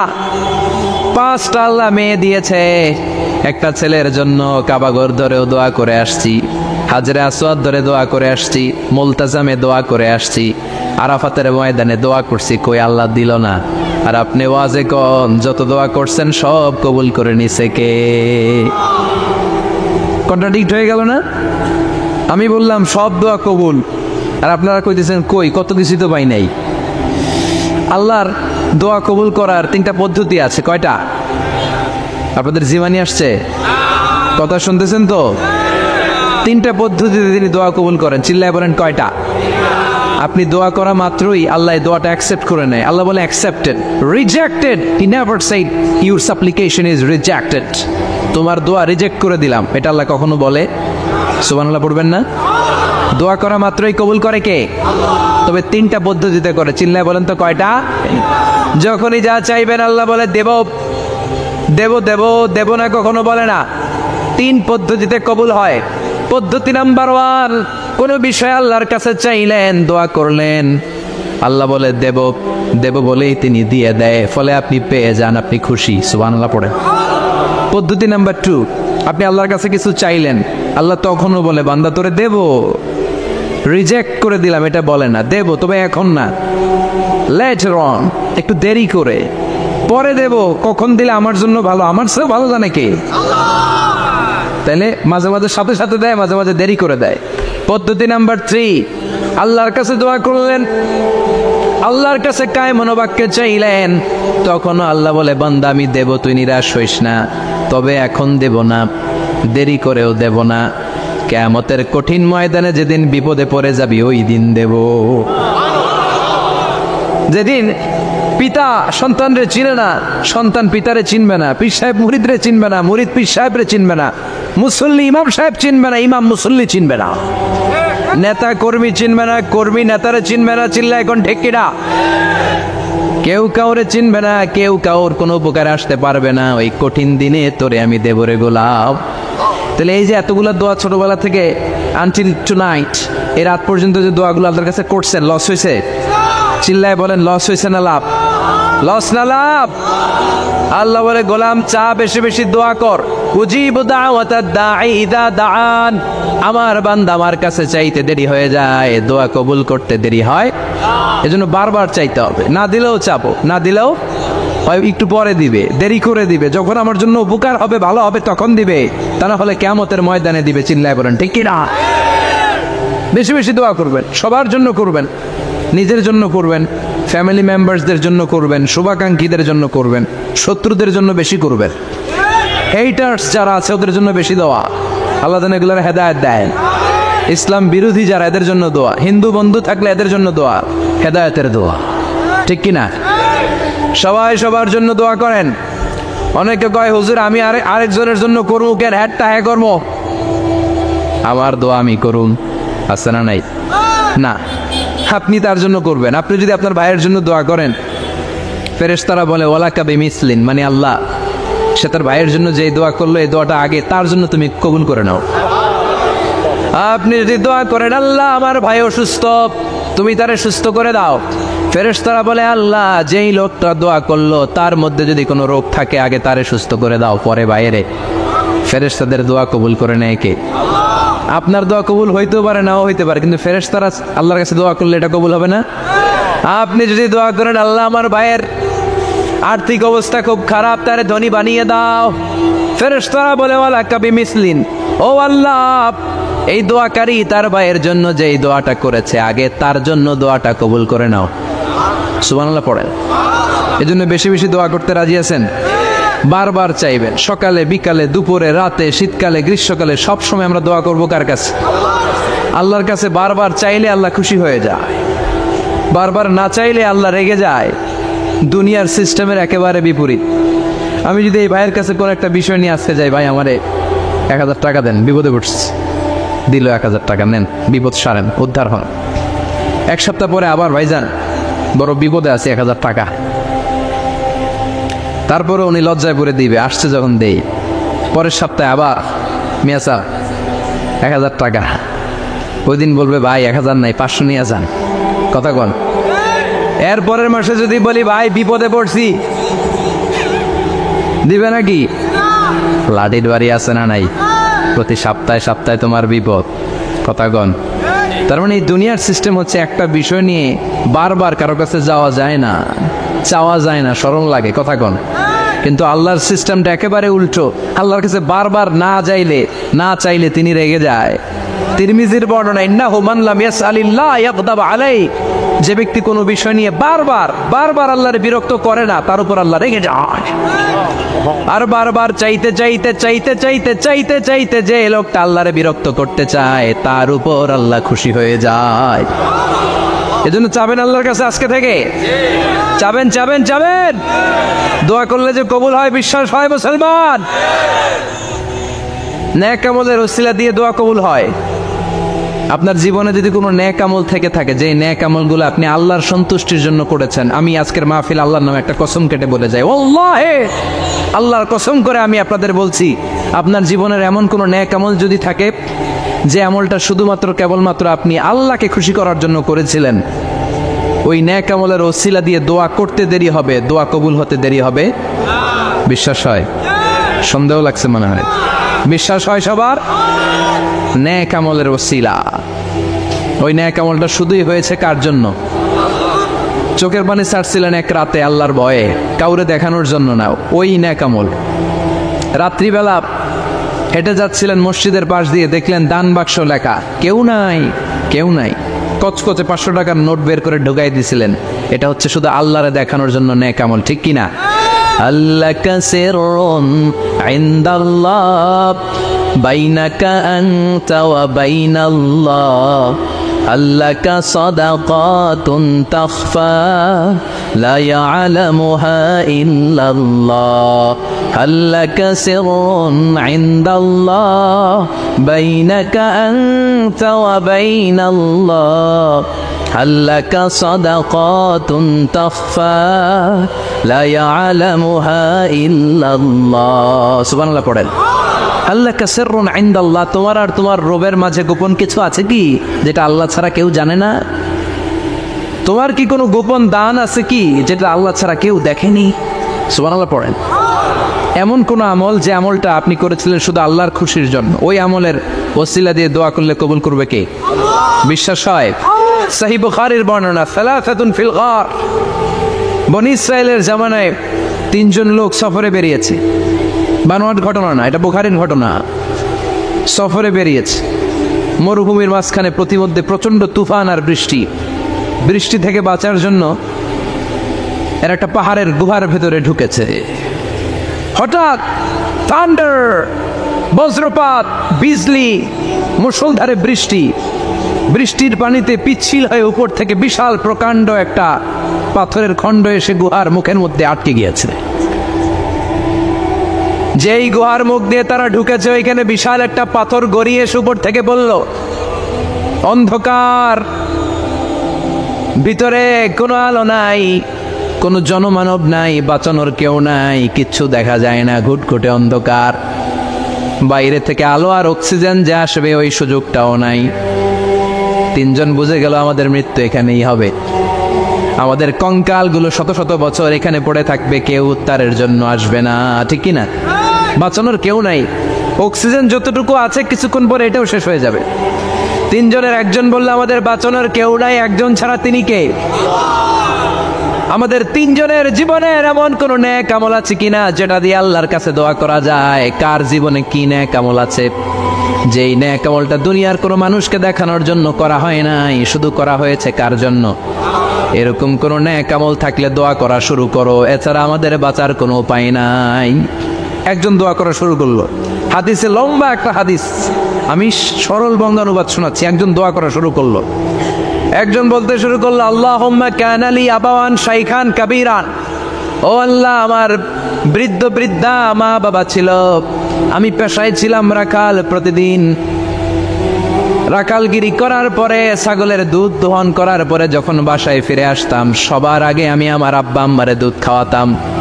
আব্বা আম্মাকে দুধ খাওয়ানোর পরে আমার সন্তানদের মুখে, আমার স্ত্রীদের মুখে আমি দুধ তুলে দিতাম। একদিন আমার আসতে দেরি হয়ে গেল, এসে দেখি আব্বা আম্মা ঘুমিয়ে গেছে। দুধের বাটি নিয়ে আমি আব্বা আম্মার মাথার সামনে দাঁড়িয়ে রইলাম। মনে মনে ভাবলাম, আব্বা আম্মা যখন ঘুম থেকে জাগবে, আব্বা আম্মারে আগে আমি দুধ খাওয়াবো, তারপরে ছেলে মেয়েরে খাওয়াবো, স্ত্রীদেরকে খাওয়াবো। দাঁড়িয়ে রইলাম, আমার ছেলে মেয়েরা এসে আমার কাছে বললো, আব্বা খাবার দাও, আমি দেই নাই। ক্ষুধার জ্বালায়, ক্ষুধার যন্ত্রণায় পাগল পড়া হয়ে আমার কলিজার টুকরা ছেলে মেয়েগুলো আমার পায়ের মধ্যে পড়ে কাঁদতে লাগলো, আব্বা একটু দুধ দাও, ক্ষুধা লেগেছে। ও আল্লাহ, আমি দেই নাই। ফজর পর্যন্ত দাঁড়িয়ে রইলাম। ফজরের সময় যখন আব্বা আম্মা ঘুম থেকে উঠলেন, সবার আগে আব্বা আম্মারে দুধ খাওয়ালাম, তারপরে ছেলে মেয়েদের মুখে তুলে দিলাম। ও আল্লাহ, ও আল্লাহ, ওই দিনে সারা রাতটা আমি দাঁড়িয়ে আব্বা আম্মার জন্য যে দাঁড়িয়েছিলাম, দুনিয়ার কাউরে দেখানোর জন্য নয়, শুধু তোমারে খুশি করার জন্য। ওই রাতের ইবাদতটা যদি তোমার কাছে পছন্দ হয়, তো ফাররিজ আন্না মা নাহনু ফি, আজকে যেই বিপদে আমরা আছি, বিপদ থেকে তুমি বাঁচাও। বলার সাথে সাথে 1/3, 1/3 পাথরটা ডান দিকে সরে গেল। সুবহানাল্লাহ পড়বেন না? খেয়াল রাখবেন, মুস্তাজাবুদ দাওয়া মানে এমন ব্যক্তি, যেই ব্যক্তি দোয়া করতে দেরি কিন্তু দোয়া কবুল হতে দেরি হয়। হাত তুলে দোয়া করতে দেরি, মুহূর্তেই দোয়া কবুল করে নেয় কে? আপনি যদি সব সময় ইস্তেগফারের আমলটা করেন, আপনারে মুস্তাজাবুদ দাওয়া বানিয়ে ফেলবে কে? আপনারা ইমাম আহমদ ইবনে হাম্বলের নাম শুনেছেন? আমাদের ইসলামে চারটা মাযহাবের প্র্যাকটিস আছে, অনুশীলন। হানাফি, শাফিঈ, মালিকি, 4 নাম্বারটা কথা কন। আরো অনেক মাযহাব আছে, কিন্তু এই চারটা মাযহাব বেশি প্রসিদ্ধ। গোটা বিশ্বের মানুষগুলো কোরআন সুন্নাহর আলোকে যে আমলগুলো করে, এটা চারটা মাযহাবের রেফারেন্সের সাথে কোনো না কোনো ভাবে মিলে যায়। এটার প্রথমটা হচ্ছে হানাফি, দ্বিতীয়টা শাফিঈ, তৃতীয়টা 4 নম্বরটা সবাই বলেন কি নাম? হাম্বলি। ইমাম আহমদ ইবনে হাম্বল এই মাযহাবের ধারক বাহক প্রতিষ্ঠাতা। তিনি ছিলেন জগৎ বিখ্যাত মুহাদ্দিস। ওনার পুরো জীবনটা উনি হাদিস সংগ্রহের কাজে ব্যয় করেছেন এবং একক স্বতন্ত্র হাদিসের গ্রন্থ হিসেবে পৃথিবীর সবচাইতে বড় যে হাদিসের কিতাব, ওইটার নাম হচ্ছে মুসনাদে আহমদ ইবনে হাম্বল। যারা আলেম ওলামা আছেন জানেন না? মুসনাদে আহমদ ইবনে হাম্বল, এটার মধ্যে প্রায় 40,000 হাদিসের কম্পাইলেশন আছে। সুবহানাল্লাহ, বাড়িতে গিয়ে বললেন, এত বিশাল হাদিসের গ্রন্থের রচয়িতা। ওনার শেষ জীবনে উনি হাদিস সংগ্রহের জন্য সফর করতেন। শীতের এক রাতে তিনি সফরে বেরিয়েছেন। এক মসজিদে মাগরিব আর এশার সালাত পড়ে তিনি ভাবলেন ফজরের সালাতে এই মসজিদে পড়ে সকালবেলা বেরোবো, যেহেতু বাইরে শীত, কই আর যাব। ব্যাগ থেকে কাঁথা বের করে হাদিস পড়তে শুরু করেছেন আর ভাবলেন হাদিস পড়তে পড়তেই রাতটা কাটিয়ে দিব। কিন্তু মসজিদের দারোয়ান এসে বলে, মুরব্বী, মসজিদে তো থাকা যাবে না, আপনি বেরোন। আহমদ ইবনে হাম্বল অনুনয় বিনয় করলেন যে তোর কাছে হাত জোর করে ক্ষমা চাই বাবা, এই শীতের রাতে আমারে বের করে দিস না, আমি রাতটা মসজিদে কাটাতে চাই। আমি ফজরের নামাজেরও মুসল্লি এই মসজিদের, ওই ফজর পরে তারপরে যাব। দারোয়ান সে না ছোট বান্দা, সে বলে না, মসজিদে থাকতে পারবেন না, বেরোন। না বেরোলে গাঠটি সহ ঘাট ধাক্কা দিয়ে বের করে দেব। চিনতে পারে নাই যেটা মুহাদ্দিসুদ্দাহার, এ যুগের সর্বশ্রেষ্ঠ মুহাদ্দিস ইমাম আহমদ ইবনে হাম্বল। এখন উনি আর কি করবেন, কিছু করতে না পেরে ব্যাগ নিয়ে বের হয়ে গেলেন। প্রচন্ড শীতের রাতে, কনকনে শীতে তিনি কাঁপছেন। হাঁটতে হাঁটতে চলতে চলতে হঠাৎ দেখলেন একটা বাজার। ওই বাজারে এক খাব্বাজ, রুটির দোকানদার, শাবুন খাব্বাজ, যুবক রুটি বানাচ্ছে।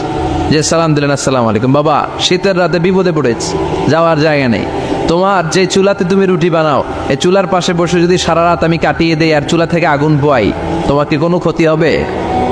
যুবক বলেন, না না, কোনো ক্ষতি হবে না। আহলান ওয়া সাহলান, ইয়া মারহাবান বিক, খোশ আমদেদ, এটা তো খুশ নসিব আমার, আপনি আগুন পোয়ালে আমার সমস্যা কি, আসেন। ইমাম আহমদ ইবনে হাম্বল যুবককে শুকরিয়া জানিয়ে, আল্লাহর শুকরিয়া করে চুলার পাশে বসে আবার হাদিস পড়তে লাগলেন। কিন্তু তিনি লক্ষ্য করলেন যে যুবকটা একটু পর পর আওয়াজ করে পড়ে আস্তাগফিরুল্লাহ। কি পড়ে? আটা দিয়ে রুটি বানায়, পড়ে আস্তাগফিরুল্লাহ। রুটির খামির বানায়, পড়ে আস্তাগফিরুল্লাহ। খামিরগুলো দলা বেঁধে গোল গোল করে সাজিয়ে রাখে, আর কি পড়ে? বেলুন দিয়ে এগুলোর বলে চুলার ভিতরে ঢুকায় দেয়, আর কি পড়ে? কেউ রুটি কিনতে আসলে তার হাতে রুটি তুলে দেয়, আর কি পড়ে? টাকা দিলে টাকা নিয়ে ক্যাশ বক্সে রেখে দিয়ে কি পড়ে? শুধু পড়ছে আস্তাগফিরুল্লাহ, আস্তাগফিরুল্লাহ। ইমাম আহমদ ইবনে হাম্বল তো অবাক, ঘটনা কি, এই যুবকের হলোটা কি? শুধু আস্তাগফিরুল্লাহ। তিনি হাদিসের কিতাবটা বন্ধ করে যুবককে জিজ্ঞেস করলেন, বাবা, আসার পর থেকেই দেখছি তুমি শুধুই পড়ছো আস্তাগফিরুল্লাহ, আস্তাগফিরুল্লাহ, আস্তাগফিরুল্লাহ, ঘটনাটা কি? কেন এত তুমি ইস্তিগফার পড়ো? যুবক বলল, এটা আমার একটা চিরাচরিত আমল, সব সময় আমি এই আমলটা করি। আমি সব সময় ইস্তিগফারের সাথে আঠার মতো লেগে থাকি, আর সব সময় ইস্তিগফার পড়ার কারণে আল্লাহ তাআলা আমাকে মুস্তাজাবুদ দাওয়া বানিয়ে দিয়েছে। মানে আমি দোয়া করলে দোয়া কবুল হয়ে যায়। এই জীবনে আমি যত দোয়া হাত তুলে করেছি, মুহূর্তের মধ্যে আমার দোয়াগুলো কবুল করে নিয়েছে কে? শুনে তো ইমাম আহমদ ইবনে হাম্বল অবাক, বলে কি, আনতা মুস্তাজাবুদ দাওয়া, তুমি মুস্তাজাবুদ দাওয়া, তুমি দোয়া করলেই কবুল? না, আনা মুস্তাজাবুদ দাওয়া, হ্যাঁ আমি দোয়া করলেই কবুল হয়ে যায়। তুমি জীবনে যা দোয়া করেছো সব পেয়েছো? হ্যাঁ, আমি জীবনে যা দোয়া করেছি আমি সব পেয়েছি, সব দোয়া কবুল হয়েছে আমার জীবনে, শুধু একটা দোয়া ছাড়া। ইমাম আহমদ ইবনে হাম্বলের কৌতূহল আরো বেড়ে গেল। সব দোয়া তোমার কবুল হয়েছে, একটা দোয়া কবুল হয় নাই, সেটা আবার কি?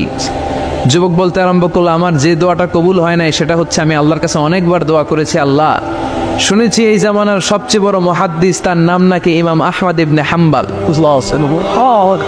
আল্লাহ, তোমার কাছে আমার আকুতি, তোমার কাছে আমার মিনতি, আমি যেন এত বড় মুহাদ্দিসের হাতে হাত রেখে মুসাফা করতে পারি আর তার কপালে একটা চুমু দিতে পারি। আমার এই দোয়াটা আজও কবুল হয় নাই।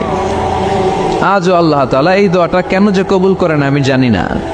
এই কথা শুনে ইমাম আহমদ ইবনে হাম্বল আবেগপ্রবণ হয়ে গেলেন, আর নিজেকে ধরে রাখতে পারলেন না, চোখের পানি ছেড়ে দিলেন আর বললেন, ইয়া শাব, হে যুবক, আহমদ ইবনে হাম্বলের সাথে দেখা করার জন্য তোমার আহমদ ইবনে হাম্বলের দরবারে যাওয়ার দরকার নাই, তোমার এই দোয়াটাও আল্লাহ কবুল করে নিয়েছে। আহমদ ইবনে হাম্বল দেখা দেওয়ার জন্য তোমার দরবারে ছুটে এসেছে। আনা আহমদ ইবনে হাম্বল মুহাদ্দিসুদ দাহর, আমি হচ্ছে আহমদ ইবনে হাম্বল।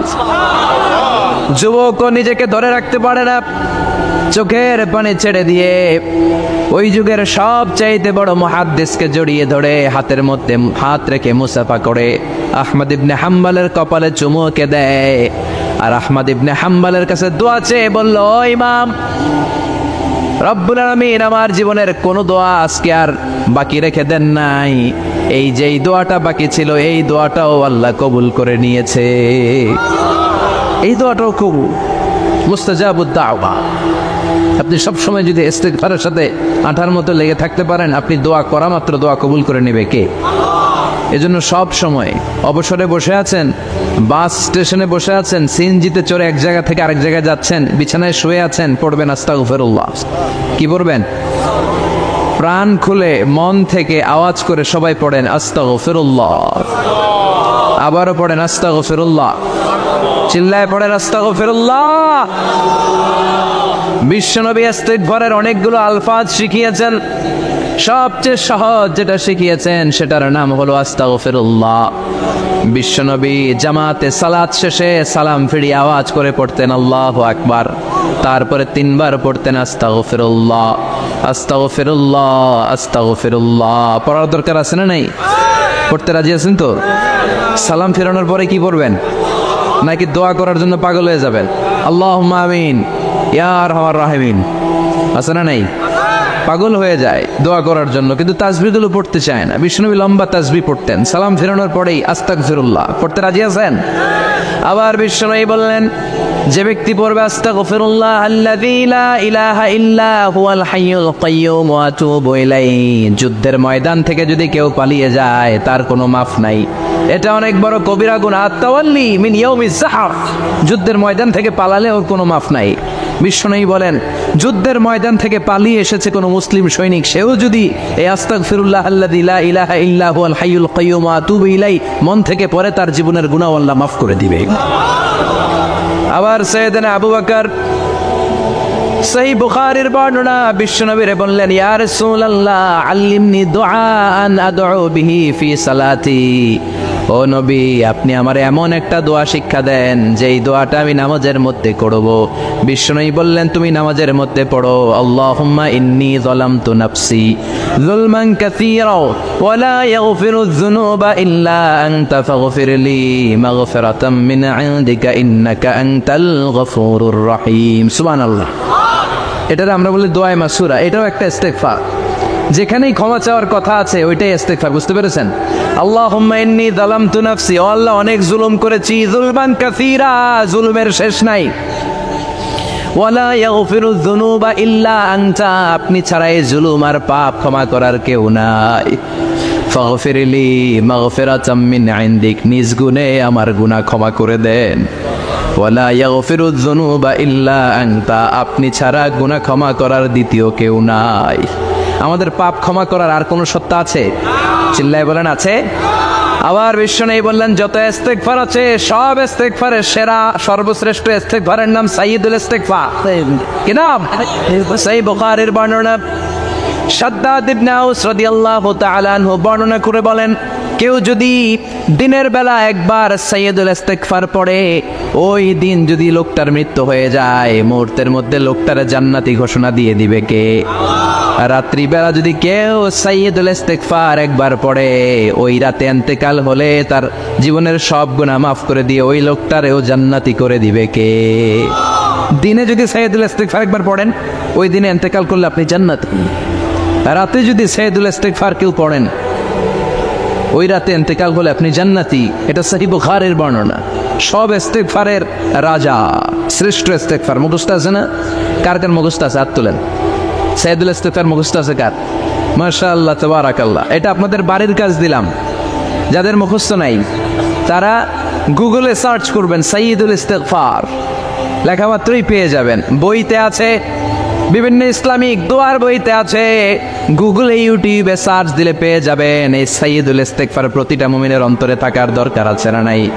আল্লাহুম্মা আনতা রাব্বি লা ইলাহা ইল্লা আনতা খলাকতানি ওয়া আনা আবদুক ওয়া আনা আলা আহদিকা ওয়া ওয়া'দিকা মাস্তাতা'তু আউযু বিকা মিন শাররি মা সানা'তু আবুউ লাকা বিনি'মাতিকা আলাইয়া ওয়া আবুউ লাকা বিযামবি ফাগফিরলি ফাইন্নাহু লা ইয়াগফিরুয যুনুবা ইল্লা আনতা। সুবহানাল্লাহ পড়েন। এটার নাম সাইয়্যিদুল ইস্তিগফার। এটার নাম কি? কত হাবিজাবি দোয়া যে বানায় বানায় পড়ে তার শেষ নাই। বিশ্বনবী যে দোয়াগুলো শিখাইয়া দিলেন, এগুলো পড়তে সালাত শেষে 1 ঘন্টা সময় লাগবে আপনার। 1 ঘন্টার আগে মুসল্লা থেকে ওঠার কোনো সুযোগ নাই। চিল্লায় বলেন ঠিক কিনা? বিশ্বনবী সালাম ফিরিয়ে আওয়াজ করে পড়তেন আল্লাহু আকবার, 3 বার পড়তেন আস্তাগফিরুল্লাহ, 33 বার সুবহানাল্লাহ, 33 বার আলহামদুলিল্লাহ, 33 বার আল্লাহু আকবার। এরপরে পড়তেন লা ইলাহা ইল্লাল্লাহু ওয়াহদাহু লা শারীকা লা লাহুল মুলকু ওয়া লাহুল হামদু ওয়া হুয়া আলা কুল্লি শাইইন কাদির। সুবহানাল্লাহ পড়েন। একবার আয়াতুল কুরসি পড়তেন। মান খারাপ আয়াতুল কুরসি দুবুরা কুল্লি সালাতিন মাকতুবাতিন লাম ইয়ামনাহু মিন দুখুলিল জান্নাতি ইল্লাল মাউত।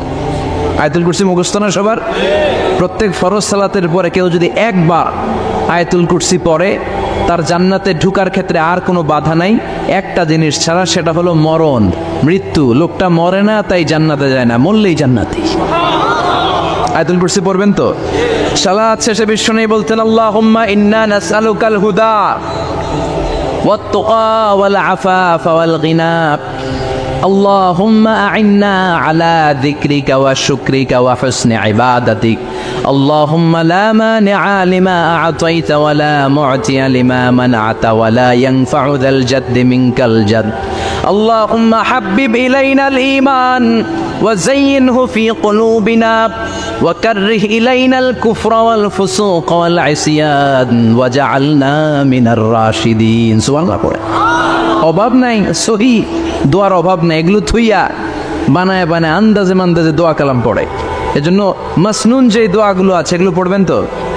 সাইয়্যিদুল ইস্তিগফার মুখস্থ করবেন। কথা দিছেন তো? কথা দিছেন? কারা কারা মুখস্থ করবেন হাত তুলে আমারেন আল্লাহর দেখান। রাজি আছেন মুসলমান? আল্লাহ সবাইকে কবুল করুন। আমরা পড়ি আমিন। আবার আল্লাহ বললেন ওয়াল মুস্তাগফিরিনা বিল আসহার ওয়াল মুস্তাগফিরিনা বিল আসহার। আমার প্রিয় বান্দারা শেষ রাতে চোখের পানি ছেড়ে তাহাজ্জুদের নামাজে যায়, নামাজ ভিজায়, আর শেষ রাতে ইস্তিগফার পড়ে, ঠিক কিনা? তাহাজ্জুদের যায় নামাজে মরণ দিও প্রভু আমায়, একামতে দিনের কাজে কবুল করে নিও আমায়। তাহাজ্জুদের যায় নামাজে মরণ দিও প্রভু আমায়, একামতে দিনের কাজে কবুল করে নিও আমায়। সুবহানাল্লাহ পড়েন। যেই নবীর কোনো পাপ নাই, যেই নবীর কোনো অন্যায় হয় নাই, গুনাহ হয় না, ওই নবীকেও আল্লাহ ইস্তিগফার করার অর্ডার করেছেন। রব্বুল আলামিন বলেন ফাসাব্বিহ বিহামদি রাব্বিকা ওয়াস্তাগফিরহু ইন্নাহু কানা তাওয়াবা। ফাসাব্বিহ, নবী তাসবিহ পড়েন, বিহামদি রাব্বিকা, রবের নামে, রবের প্রশংসার তাসবিহ পড়েন, ওয়াস্তাগফিরহু, তার কাছে ক্ষমা চান, ইস্তিগফার পড়েন, ওয়াস্তাগফিরহু, ফাসাব্বিহ বিহামদি রাব্বিকা ওয়াস্তাগফিরহু। নবী আপনি ইস্তিগফার পড়েন। যে নবীর কোনো গুনাহ নাই, ওই নবীকে যদি আল্লাহ ইস্তিগফার পড়ার অর্ডার করতে পারেন, আমাদের ইস্তিগফার পড়ার দরকার আছে না নাই? প্রতিদিন কম করে 100 বার ইস্তিগফার পড়বো। কয়বার? চিল্লায় বলেন কয়বার? আওয়াজ করে সবাই আবার পড়েন আস্তাগফিরুল্লাহ, আর জোরে পড়েন আস্তাগফিরুল্লাহ। এজন্য পাপ হোক, অন্যায় হোক, শয়তানের ওয়াসওয়াসায় পড়ে নামাজ ছেড়ে দিয়েছি, মিথ্যা কথা বলেছি, আব্বা আম্মার সাথে বেয়াদবি করেছি, জুলুম করেছি, মুহূর্তেই চোখের পানি ছেড়ে 2 রাকাত নামাজ পড়ে তওবা করে ইস্তেগফার পড়ে ক্ষমা চাইবো কার কাছে? চিল্লায় বলেন কার কাছে? এগুলো হচ্ছে মুমিনের হাতিয়ার। এই তাওবা, এই ইস্তেগফার, this is the weapon of believers. এগুলো বিশ্বাসীদের হাতিয়ার। তলোয়ার, ড্রোন হামলা, মিসাইল, AK-47 এগুলো আমাদের হাতিয়ার নয়। আমাদের আসল হাতিয়ার হচ্ছে তওবা, আমাদের আসল হাতিয়ার হচ্ছে ইস্তেগফার, আমাদের আসল ওয়েপন হচ্ছে জিকির। চিল্লায় বলেন ঠিক কিনা? আর জিকিরটা হতে হবে একজনের নামে। চিল্লায় বলেন তিনি কে? واذكر ربك في نفسك تضرعا وخيفا ودون الجهر بالقول بالغدو والآصال ولا تكن من الغافلين। আল্লাহ বললেন واذكر ربك في نفسك تضرعا وخيفا, আল্লাহর জিকির করো, আল্লাহর নাম জপো মনে মনে, বিনয়ের সাথে, গোপন ভাবে, চিৎকার চেঁচামেচি করো না। কিন্তু আমাদের জিকিরের ভেতরে চিৎকার চেঁচামেচি আছে না নাই? আমরা মাহফিলের মধ্যে মাঝে মাঝে লা ইলাহা ইল্লাল্লাহর জিকির করাই না আওয়াজ করে। এটা হচ্ছে তালিমান, তালিমের জন্য জায়েজ আছে, কিন্তু শ্রেষ্ঠ জিকির হচ্ছে একা একা জিকির করা। আল্লাহ বললেন তাদাররুআ ওয়া খীফা, কোরআনের আয়াত, তাদাররুআ ওয়া খীফা, with full of humility and humbleness, বিনয়ের সাথে জিকির করো। খীফা, গোপনে গোপনে, দুনাল জাহারে বিল কওল, চিৎকার না করে। কিন্তু চিৎকার করে লাফিয়ে লাফিয়ে জিকির করা দেশে আছে না নাই? কথা বলেন। ইন্নাল্লাহা জামিল ওয়া ইউহিব্বুল জামাল, আল্লাহ নিজে সুন্দর আর সব সুন্দরকে আল্লাহ পছন্দ করেন। দেখবেন এদেশে কিছু জিকির আছে ওইটার মধ্যে আল্লাহর নাম বোঝা যায় না, আছে না নাই? হুই হাই করে লাফালাফি করে, এই যে হুই হুই হুই হুই যে করে, এই হুই হুই এর মধ্যে আল্লাহর নাম আছে? কথা কন। যেই শব্দে আল্লাহর নাম নাই ওটা দিয়ে জিকির করা যাবে? কত ধরনের ভয়ঙ্কর জিকির। আবার জিকিরও করে বাঁশের উপরও লাফায়। যিনি জিকির পরিচালনা করে তার কাঁধের উপর যে চেপে বসে আছে না নাই? এটা কি জিকিরের সৌন্দর্য? কথা বলেন। আমরা জিকির করব ওই পন্থায় যে পন্থায় বিশ্বনবী করেছেন, সাহাবারা করেছেন। বিশ্বনবী জিকির করতেছেন, সাহাবারা জিকির করতে করতে বিশ্বনবীর কান্দে উঠছে, আছে না হাদিসে? সাহাবারা জিকির করতে করতে খেজুর গাছের চূড়ায় উঠেছে। কথা বলেন। জিকিরের মধ্যে সৌন্দর্য আছে না নাই? এজন্য জিকিরের সৌন্দর্যগুলো অবলম্বন করে যেন আমরা আল্লাহরে ডাকতে পারি। চিল্লায় বলেন ঠিক কিনা? এজন্য রব্বুল আলামিন বলেন ফাযকুরুনি আযকুরকুম ওয়াশকুরুলি ওয়ালা তাকফুরুন, বেশি বেশি আমার জিকির করো তাইলে আমিও তোমাদের জিকির করব। আমরা আল্লাহরে ডাকলে আল্লাহ নাকি আমগরে ডাকে? ভাল লাগে? আল্লাহ বললেন ফাইন যাকারানি ফি নাফসি যাকারতুহু ফি নাফসি, আমার বান্দা যদি একা একা আমার জিকির করে আমি আমার বান্দার একা একা জিকির করি। আমার বান্দা যদি মহাসম্মেলনে মহাসমাবেশে সবাই রে নিয়ে আমারে ডাকে, আমি এর চাইতো শ্রেষ্ঠ একটা মহাসম্মেলন ফেরেশতাদেরকে নিয়ে করে আমার বান্দার জিকির করি।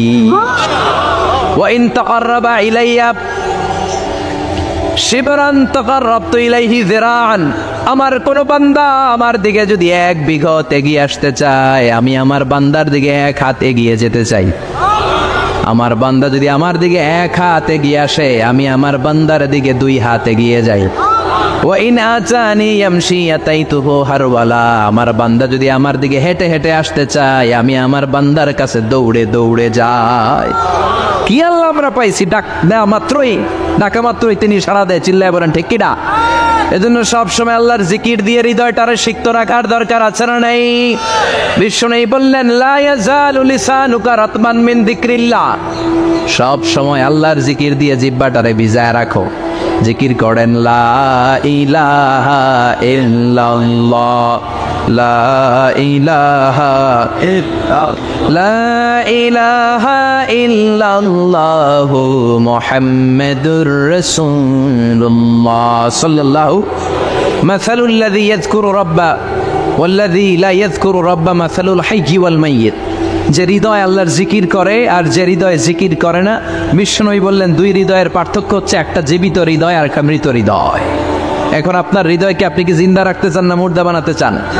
আবার আল্লাহ বললেন আলা বিযিকরিল্লাহি তাতমাইন্নুল কুলুব, দুনিয়ার কোন জিনিস দিয়ে কলবের পরিচ্ছন্নতা হয় না, দুনিয়ার কোন জিনিস দিয়ে কলব পরিচ্ছন্ন হয় না, কলবের খাদ্য হয় না। কলবের খাদ্য হয় একটা জিনিস দিয়ে, সেটা কি? আল্লাহর জিকির। এজন্য কলবের মধ্যে কি বসাবেন? নাকি আয়না? আয়না বসাইয়া দে মন কলবের ভিতর বাবারে। কথা কন, আয়না বসাইতে চাই, আছে না নাই?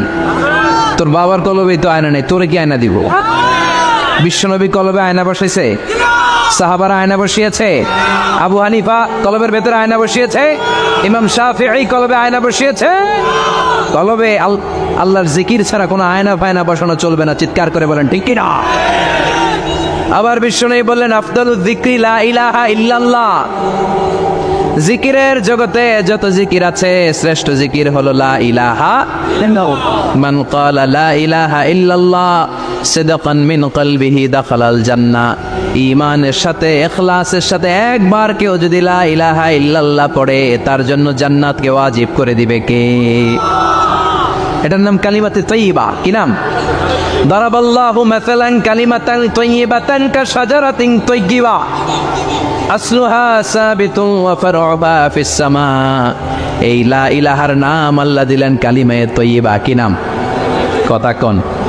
ঝিনুকের ভেতর লুকিয়ে থাকে যেমন মতি, ঝিনুকের ভেতর লুকিয়ে থাকে যেমন মতি, কালমা শাহাদাতে আছে আল্লাহর জ্যোতি, কালমা শাহাদাতে আছে আল্লাহর জ্যোতি। পড়েন সবাই।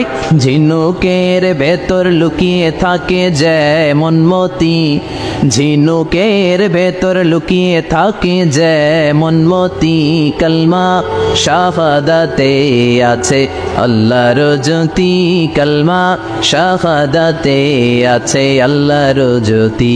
সুবহানাল্লাহ পড়েন। তাহলে জিকিরের জগতে সবচেয়ে শ্রেষ্ঠ জিকিরের নাম, চিল্লায় বলেন কি নাম? সাইয়েদনা মুসা আলাইহিস সালাম আল্লাহর ডেকে বললেন মাবুদ। সহিহ ইবনে হিব্বান, মুস্তাদরাকে হাকিম, দুইটা সহিহ হাদিসের গ্রন্থে হাদিসটা এসেছে। সাইয়েদনা আবু সাঈদ আল খুদরি হাদিসের বর্ণনাকারী। বিশ্বনবী বললেন মুসা আলাইহিস সালাম আল্লাহর ডেকে বললেন আল্লাহ আল্লিমনি কালিমাতান আদউ বিহা। ও আল্লাহ, এমন একটা স্পেশাল জিকির আপনি আমারে শিক্ষা দেন, এই জিকির দিয়ে আমি আপনারে ডাকবো। এই জিকিরটা জানবে শুধু আমি, আর জানবেন আপনি, দুনিয়ার কেউ জানবে না। এমন একটা জিকির শিখান যে জিকিরটা কেউ জানে না, জানবেন শুধু আমি আর জানবেন আপনি। কথা শুনতেছেন? প্রশ্ন করছে কে? হ্যাঁ, আল্লাহ প্রশ্ন করছে। প্রশ্ন করেছে কে? মুসা আলাইহিস সালাম। করেছে কার কাছে?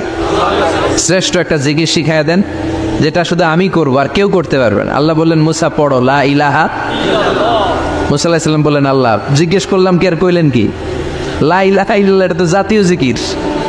কথা কন, এটা তো ইন্টারন্যাশনাল জিকির, এটা তো সবাই পারে। আমি তো চাইছি এমন একটা এক্সক্লুসিভ যেটা আপনি আর আমি ছাড়া কেউ জানে না, শুধু জানবেন আপনি আর আমি। আল্লাহ বললেন মুসা এর চাইতে শ্রেষ্ঠ জিকির আমার কাছে নাই। ও মুসা লাউ তাদাউ সাবউস সামাওয়াতি ওয়াল আরদ ফি কাফা, সাত আকাশ সাত জমিন যদি এক পাল্লায় রেখে দাও, ওয়ালা ইলাহা ইল্লাল্লাহ ফি কাফাতিন উখরা, লা ইলাহা ইল্লাল্লাহ যদি আরেক পাল্লায় রেখে দাও, লা রাজাহাত কাফাতু লা ইলাহা ইল্লাল্লাহ, মুহূর্তের মধ্যে লা ইলাহার পাল্লা ভারী হয়ে যাবে রে মুসা। সাত আকাশ সাত জমিন হালকা হয়ে যাবে, আর লা ইলাহা ইল্লাল্লাহর পাল্লাটা ভারী হয়ে যাবে। সুবহানাল্লাহ পড়েন। এজন্য সব সময় এই লা ইলাহার জিকির করতে রাজি আছেন তো? এখন আমরা এই লা ইলাহারে বানাইছি ভিক্ষার জিকির, আছে না নাই? একটা টাকা দিয়া যান আমি গরিব ইনসান, আখিরাতে সওয়াব পাইবেন পাহাড় সমান। একটা টাকা দিয়া যান আমি গরিব ইনসান, আর লা ইলাহার জিকির ভিক্ষার জিকির বানাইছি আমরা। কিন্তু এটা যে একটা বিপ্লবী বাণী, এটা যে একটা সংগ্রামী বাণী, এই বাণী যে মেনে নেয় সে আল্লাহ ছাড়া কারো সামনে মাথা নত করতে পারে না। চিল্লায় বলেন ঠিক কি না? একটা বিপ্লবী কালিমাকে, একটা সংগ্রামী কালিমাকে আমরা ভিক্ষার জিকির বানিয়েছি। আপনারা তাফসির ফি জিলালিল কোরআনের রচয়িতা সাইয়্যিদ কুতুব শাহীদের নাম শুনেছেন? মিশরে কায়রোতে তাকে ফাঁসির কাস্টে ঝুলানো হয়েছে। উনি ইসলামী আন্দোলনের দাওয়াত যখন শুরু করলেন, ইসলামের সঠিক ব্যাখ্যা যখন দিতে আরম্ভ করলেন, সামাজিক জাহালাতকে দুমড়ে মুচড়ে পদদলিত করে তিনি কোরআনের বাণী যখন মিশরের যুবক শ্রেণীদের হৃদয়ে গেড়ে দিতে চাইলেন, প্রথিত করতে চাইলেন, এই অ্যাক্টিভিটিজের অংশ হিসেবে তিনি কোরআনের তাফসির লেখার কাজে হাত দিলেন আর লিখে ফেললেন জগৎ বিখ্যাত তাফসির ফি জিলালিল কোরআন, যেই তাফসির পড়ে পড়ে অনেক ছেলে পথের দিশা পেয়েছে। ঠিক কিনা? এই তাফসির লেখার কারণে মিশরের মধ্যে নতুন আন্দোলন তৈরি হয়ে যায়। সবার মুখে এক কথা, সৃষ্টি যার, আইন চলবে আল্লাহর আইন ছাড়া অন্য কোনো আইন দিয়ে মিশরের বুকে কোনো বিচার আমরা হতে দেব না। মিশরের তাগড়া যুবকগুলো কায়রোর রাস্তায় নেমে এলো, ঘোষণা দিল সৃষ্টি যার, আইন চলবে তার। চোরের হাত কেটে দাও, দর্শকদের শাস্তি দাও জনসম্মুখে। ঠিক কিনা? দুর্নীতিবাজদেরকে আইনের আওতায় আনো। দেশের শত্রু, দশের শত্রু, স্বাধীনতার শত্রু, সবগুলারে বিচারের আওতায় আনো কোরআনের আলোকে। ঠিক কিনা? সংগ্রাম, বিক্ষোভে ফেটে পড়ল পুরো মিশর।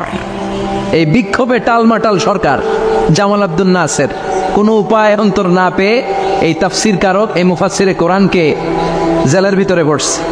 গোটা বিশ্বব্যাপী সব সত্য আর ন্যায়ের পক্ষের ধারক আর বাহক যারা, তাদের উপরে এরকম জালিম গাদ্দারদের অত্যাচার আছে না নাই? তাকে ফাঁসির কাস্টে ঝুলানো হবে। আদালত থেকে রায় দেয়া হয়েছে মিশরের যুবকদেরকে এরকম আন্দোলনে ঠেলে দেওয়ার কারণে ডেথ পেনাল্টি, ফাঁসির রায় হলো। সৈয়দ কুতুব শহীদের ফাঁসির দিন ঘনিয়ে আসলো।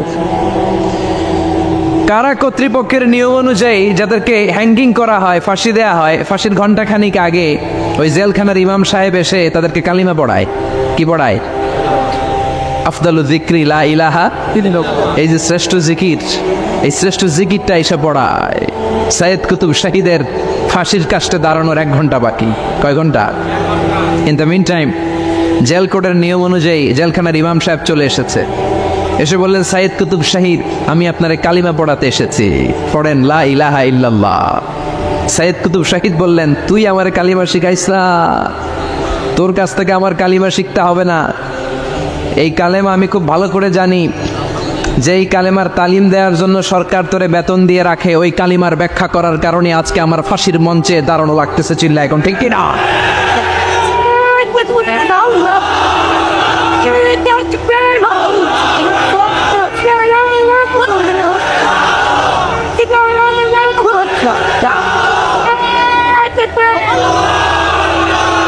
একই কালেমার তালিম তুমি দাও, তোমার টাকার বান্ডিল দেয়, আর ওই কালেমার এক্সপ্লেনেশন, ব্যাখ্যা আমি সমাজে দিয়েছি, তাই আমারে ফাঁসি দেয়। তার মানে তোর কালেমা আমার কালেমা দুইটা আলাদা কালেমা, তোর কালেমা আমার কালেমা এক কালেমা না। চিল্লা এখন, ঠিক কিনা? তার মানে কালেমায় আর কালেমায় পার্থক্য আছে না নাই? ইমানে ইমানে পার্থক্য আছে না নাই? যে ইমান প্রয়োজনে জ্বলে ওঠে না,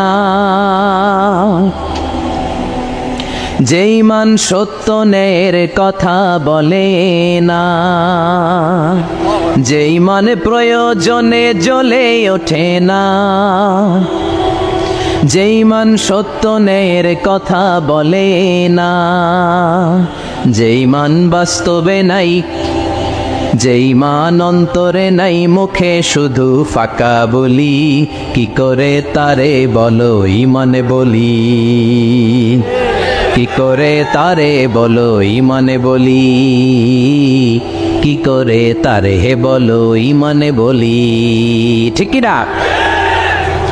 যে ইমান দিন কায়েমের আন্দোলনের ধার ধারে না, যে ইমান লেবাসধারী কোরআন হাদিস তাও পড়ে না, যে ইমান খাজার নামে মাজার গড়ে ফুলুস কামায়, যে ইমান শিরকিয়াতের আমল করে ভীত না হয়, যে ইমান ইমানে ভুলে নাস্তিকতার মঞ্চে ওঠে, যে ইমান বাতিল মতের দোসর হয়ে ফায়দা লুটে, যে ইমান শুধুই কেবল খায় দায় আনন্দ করে, যে ইমান দেখে না যে আরাকানে ভাইরা মরে, যে ইমান বাস্তবে নাই, যে ইমান ময়দানে নাই, মুখে শুধু ফাঁকা বলি, কি করে তারে বলো ইমানে বলি। কি করে তারে বলো ইমানে বলি, কি করে তারে বলো ইমানে বলি। চিল্লায় বলেন ঠিক কি না? ইমানে ইমানে পার্থক্য আছে না নাই? কালেমায় কালেমায় পার্থক্য আছে না নাই? এটা হচ্ছে শ্রেষ্ঠ কালিমা, এটা বিপ্লবী কালেমা, এটা সংগ্রামী কালেমা। এই কালেমার পক্ষে যারা, তারা সত্য আর ন্যায়ের পক্ষে। চিল্লায় বলেন ঠিক কি না? এই কালেমাকে যারা মেনে নিয়েছে তারা এক আল্লাহর কাছে মাথা নত করেছে, পৃথিবীর কারো কাছে তারা মাথা নত করে না। এই কালেমার পক্ষে যারা, তাদের স্বপ্ন যে কালেমার পতাকা এই দেশে উড়বে। চিল্লায় বলেন ঠিক কি না? কোনো একদিন এ দেশের আকাশে কালিমার পতাকা উড়বে, সেদিন সবাই খোদাই বিধান পে দুঃখ বেদনা ভুলবে। কোনো একদিন এদেশের আকাশে কালিমার পতাকা উড়বে, সেদিন সবাই খোদাই বিধান পে দুঃখ বেদনা ভুলবে। চিৎকার করে বলেন ঠিক কি না? এই স্বপ্ন প্রতিটা মুমিনের অন্তরে থাকার দরকার আছে না নাই? ইসলাম বিজয়ী শক্তির মসনদে বসুক, এটা যে সহ্য করতে পারে না, অন্তর থেকে যে এটা চায় না, ও মুমিন নয়, ও মুনাফিক। চিল্লায় বলেন ঠিক কি না? এজন্য বিশ্বনবী বললেন, আফদালুয যিকরি লা ইলাহা ইল্লাল্লাহ। জিকিরের জগতে সব চাইতে শ্রেষ্ঠ জিকির হলো লা ইলাহা ইল্লাল্লাহ। এজন্য সব সময় এই চমৎকার শ্রেষ্ঠতম জিকিরটা দিয়ে জিহ্বাটারে ভিজায় রাখার দরকার আছে না নাই? Every night and every day, every night and every day, never forget to say la ilaha illallah. Never forget to say la ilaha illallah. Never forget to say la ilaha illallah. When you're walking down the street, use your time and repeat and say in every heartbeat la ilaha illallah. And say in every heartbeat la ilaha illallah. And say in every heartbeat la ilaha illallah. সবাই পড়েন, every night and every day, every night and every day, never forget to say la ilaha illallah. Never forget to say la ilaha illallah. সুবহানাল্লাহ পড়েন। Every night and every day, প্রতিদিন প্রতি সকালে never forget to say, এটা বলতে ভুলে যেও না। যে এই বাণীটা বলতে নিষেধ করা হলো, বাণীটা হলো লা ইলাহা আফদালুয যিকর, সংগ্রামী বাণী। এই বাণীটারে দিয়ে আমরা এখন ভিক্ষা করি। কথা কন, ভিক্ষার মধ্যে বাণীটা আছে না নাই? এটা কি ভিক্ষার জন্য আল্লাহ পাঠাইছে? এটা এমন সংগ্রামী বাণী, এই বাণীর সামনে সব কিছু মাথা নত করতে বাধ্য। চিল্লায় বলেন ঠিক কি না? এই জন্য আমাদের জিকির যেন হয় শুধু আল্লাহর জন্য। তাহলে বুঝলাম শ্রেষ্ঠতম জিকির হলো লা ইলাহা ইল্লাল্লাহ। আবার বিশ্বনবী বললেন, আহাব্বুল কালামি ইলাল্লাহি আরবাআ, আল্লাহর কাছে চারটা কথা সবচাইতে প্রিয়। চিল্লায় বলেন কয়টা? লা ইয়াদুররুকা বিআইয়িহিন্না বাদাতা, কোনটা দিয়ে শুরু করবা এটাতে সমস্যা নেই, আগে পিছে যেমনে মন চায় পড়ো। চারটা কি? একটা হচ্ছে সুবহানাল্লাহ, আরেকটা হচ্ছে আলহামদুলিল্লাহ, আরেকটা হচ্ছে লা ইলাহা ইল্লাল্লাহ, আরেকটা হচ্ছে আল্লাহু আকবার। এই চারটার চেয়ে শ্রেষ্ঠ জিকির আর নাই। কথা বলেন, এটার এই চারটার ভিতরে ইল্লাল্লাহ আছে? কথা বলেন। এজন্য জিকিরকে আমরা খণ্ডিত করব না। ঠিক যেমন যেমন সহিহ সুন্নাহ এসেছে তেমন তেমন জিকির করলে আপনার কলিজাটারে ঠান্ডা করে দিবে কে? ইল্লাল্লাহর ব্যাখ্যা থাকতে পারে, অনেকে ব্যাখ্যা করে যে এটার মধ্যে লা ইলাহা আছে, এটাকে গোপন রাখা হয়েছে, আমরা ইল্লাল্লাহ পড়ি না, ওটার দরকার নাই। বিশ্বনবী এবং সাহাবারা যেই পন্থায় জিকির করেছেন, যেই পন্থায় জিকির শিখিয়েছেন, ওইটার ভিতরে বরকত বেশি না কম? কথা বলেন বেশি না কম? এই জন্য বিশ্বনবী বললেন আল্লাহর কাছে প্রিয় কথা চারটা।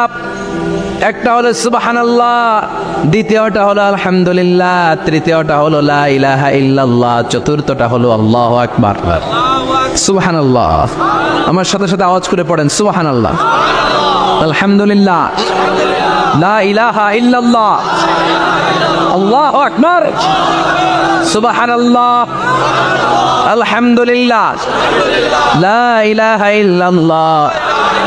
আওয়াজ করে পড়েন আল্লাহু আকবার। মনে থাকবে? জিকিরের ওয়াজ শেষ। এগুলোর চেয়ে শ্রেষ্ঠ জিকির নাই। সবচেয়ে শ্রেষ্ঠ জিকির লা ইলাহা ইল্লাল্লাহ, সবচেয়ে শ্রেষ্ঠ কালিমা আল্লাহর কাছে এই চারটা। একটু খেয়াল করে দেখেন, এই প্রতিটা জিকিরের মধ্যে আমার আল্লাহর নাম আছে না নাই? সুবহানাল্লাহ আছে না? আলহামদুলিল্লাহ, লা ইলাহা ইল্লাল্লাহ, আল্লাহু আকবার। আল্লাহ ছাড়া আল্লাহর নাম থাকবে না যেই শব্দের মধ্যে ওই সমস্ত নাম আর হুই হুই হুই হুই এগুলো দিয়ে কোনো জিকির করা যাবে।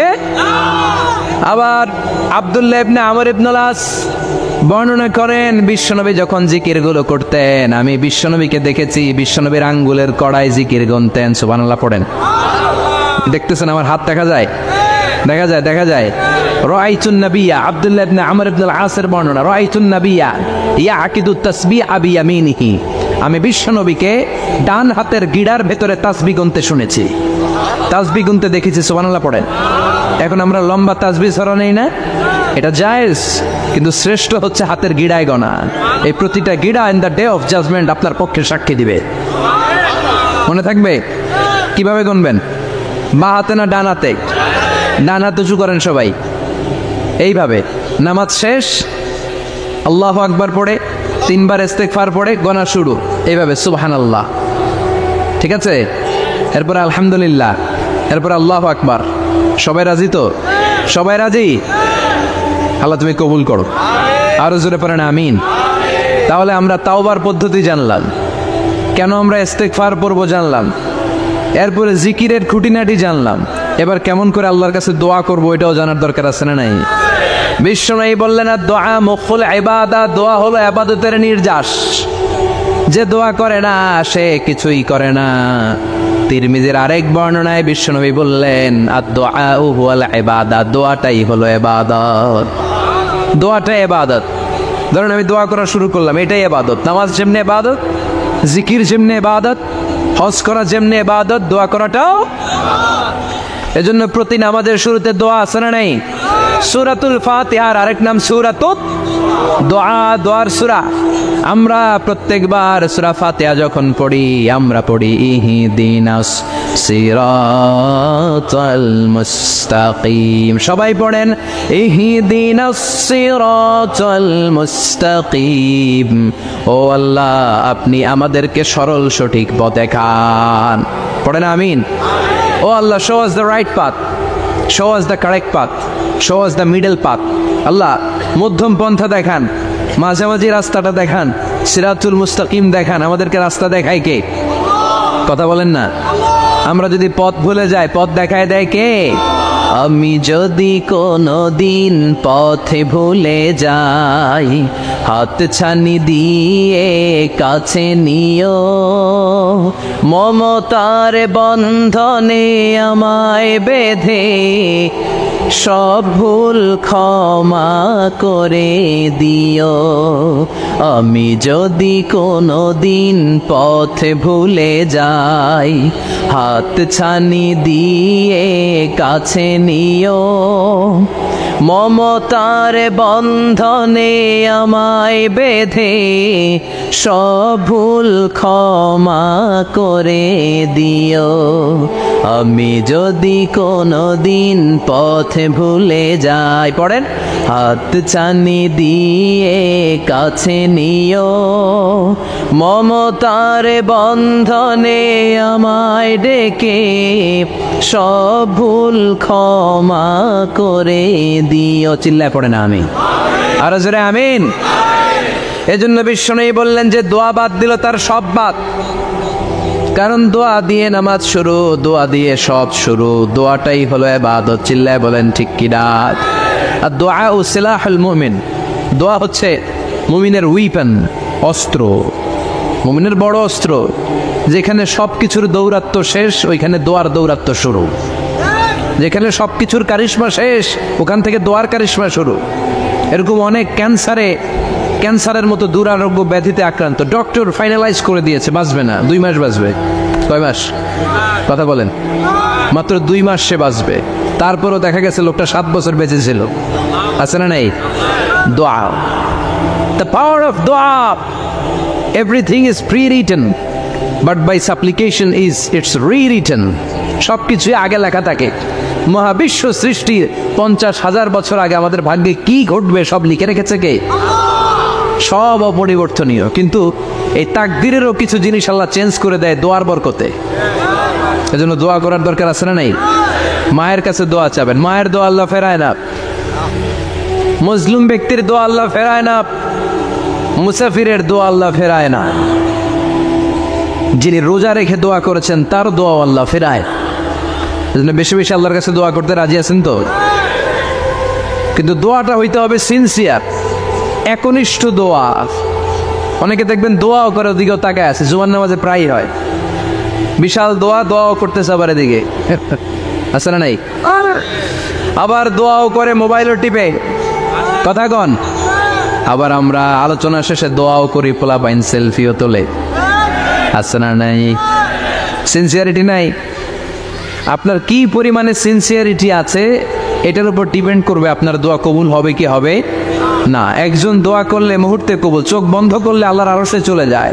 মদিনার সাথে ওর কানেক্টিভিটি বেড়ে যায়, আল্লাহর সাথে কানেক্টিভিটি বেড়ে যায়, সে ফিল করে সে আল্লাহর সাথে কানেক্ট হয়ে গিয়েছে। আর আরেকজন দোয়ার মধ্যে খুঁজে কিছু পায় না, আছে না নাই?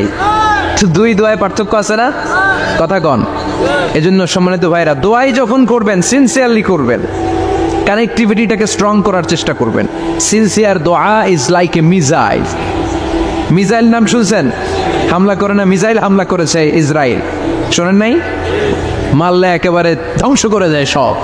এই মিসাইল হামলা, ড্রোন হামলা, এগুলো লক্ষ্য বস্তু ভেদ করে ভয়ঙ্কর ভাবে, ইঞ্চি ইঞ্চি, মাইক্রো ইঞ্চি মেপে মেপে এমন ভাবে এই বোমাটা মারবে, ঠিক জায়গা মতো এটা ফিট হয়ে যাবে। তেমনি দোয়ার মতো আপনি যদি দোয়া করতে জানেন, একনিষ্ঠতার সাথে সিনসিয়ারিটি সাথে যদি দোয়াটা করে ফেলতে জানেন, এই দোয়া মুহূর্তে আল্লাহর আরশে যেয়ে নক করবে। সুবহানাল্লাহ পড়েন। আর মুমিনের দোয়া কখনো ফেরত যায় না, দোয়া করলেই মুমিনের দোয়া কবুল করে নেয় কে? আপনি জীবনে যত দোয়া করছেন সব কবুল। All of your supplications are accepted. Whatever you have supplicated to your Lord, যাই চেয়েছেন সব কবুল। অনেকে বলে হুজুর এটা একটা কথা কইলেন, সব দোয়া বুঝি কবুল? কত দোয়া করলাম, জীবনে কত কিছু চাইছি, কই কিছুই তো দেয় নাই। এরকম আছে না নাই? অনেকে বলে হুজুর কত চাইলাম আল্লাহ আমার দিল না। 5টা আল্লাহ মেয়ে দিয়েছে, একটা ছেলের জন্য কাবাঘর ধরেও দোয়া করে আসছি, হাজরে আসওয়াদ ধরে দোয়া করে আসছি, মুলতাজামে দোয়া করে আসছি, আরাফাতের ময়দানে দোয়া করছি, কই আল্লাহ দিল না। আর আপনি ওয়াজে কোন যত দোয়া করছেন সব কবুল করে নিছে কে? কন্ট্রাডিক্ট হয়ে গেল না? আমি বললাম সব দোয়া কবুল, আর আপনারা কইতেছেন কই কত কিছু তো পাই নাই। আল্লাহর দোয়া কবুল করার 3টা পদ্ধতি আছে। কয়টা? আপনাদের জিমানি আসছে? কথা শুনতেছেন তো? 3টা পদ্ধতিতে তিনি দোয়া কবুল করেন। চিল্লায় বলেন কয়টা? আপনি দোয়া করা মাত্রই আল্লাহ দোয়াটা অ্যাকসেপ্ট করে নেয়। আল্লাহ বলে accepted, rejected he never shed your সাপ্লিকেশন is rejected. তোমার দোয়া রিজেক্ট করে দিলাম, এটা আল্লাহ কখনো বলে? সুবহানাল্লাহ পড়বেন না? দোয়া করা মাত্রই কবুল করে কে? তবে 3টা পদ্ধতিতে করে। চিল্লায় বলেন তো কয়টা? যখনই যা চাইবেন আল্লাহ বলে দেব দেব দেব দেব না, কখনো বলে না। 3 পদ্ধতিতে কবুল হয়। পদ্ধতি নাম্বার 1, কোনো বিষয় আল্লাহর কাছে চাইলেন, দোয়া করলেন, আল্লাহ বলে দেব দেব বলেই তিনি দিয়ে দেয়, ফলে আপনি পেয়ে যান, আপনি খুশি। সুবহানাল্লাহ পড়ে। পদ্ধতি নাম্বার 2, আপনি আল্লাহর কাছে কিছু চাইলেন, আল্লাহ তখনও বলে বান্দা তোরে দেব, রিজেক্ট করে দিলাম এটা বলে না, দেব তবে এখন না, লেটার অন, একটু দেরি করে, পরে দেব। কখন দিলে আমার জন্য ভালো, আমার চেয়ে ভালো জানে কে? তাইলে মাঝে মাঝে সাথে সাথে দেয়, মাঝে মাঝে দেরি করে দেয়। পদ্ধতি নাম্বার 3, আল্লাহর কাছে দোয়া করলেন, আল্লাহর কাছে কায় মনোবাক্যে চাইলেন। তখন আল্লাহ বলে, বান্দা আমি দেব, তুই নিরাশ হইস না, তবে এখন দেব না, দেরি করেও দেব না, কিয়ামতের কঠিন ময়দানে যেদিন বিপদে পড়ে যাবি ওই দিন দেব।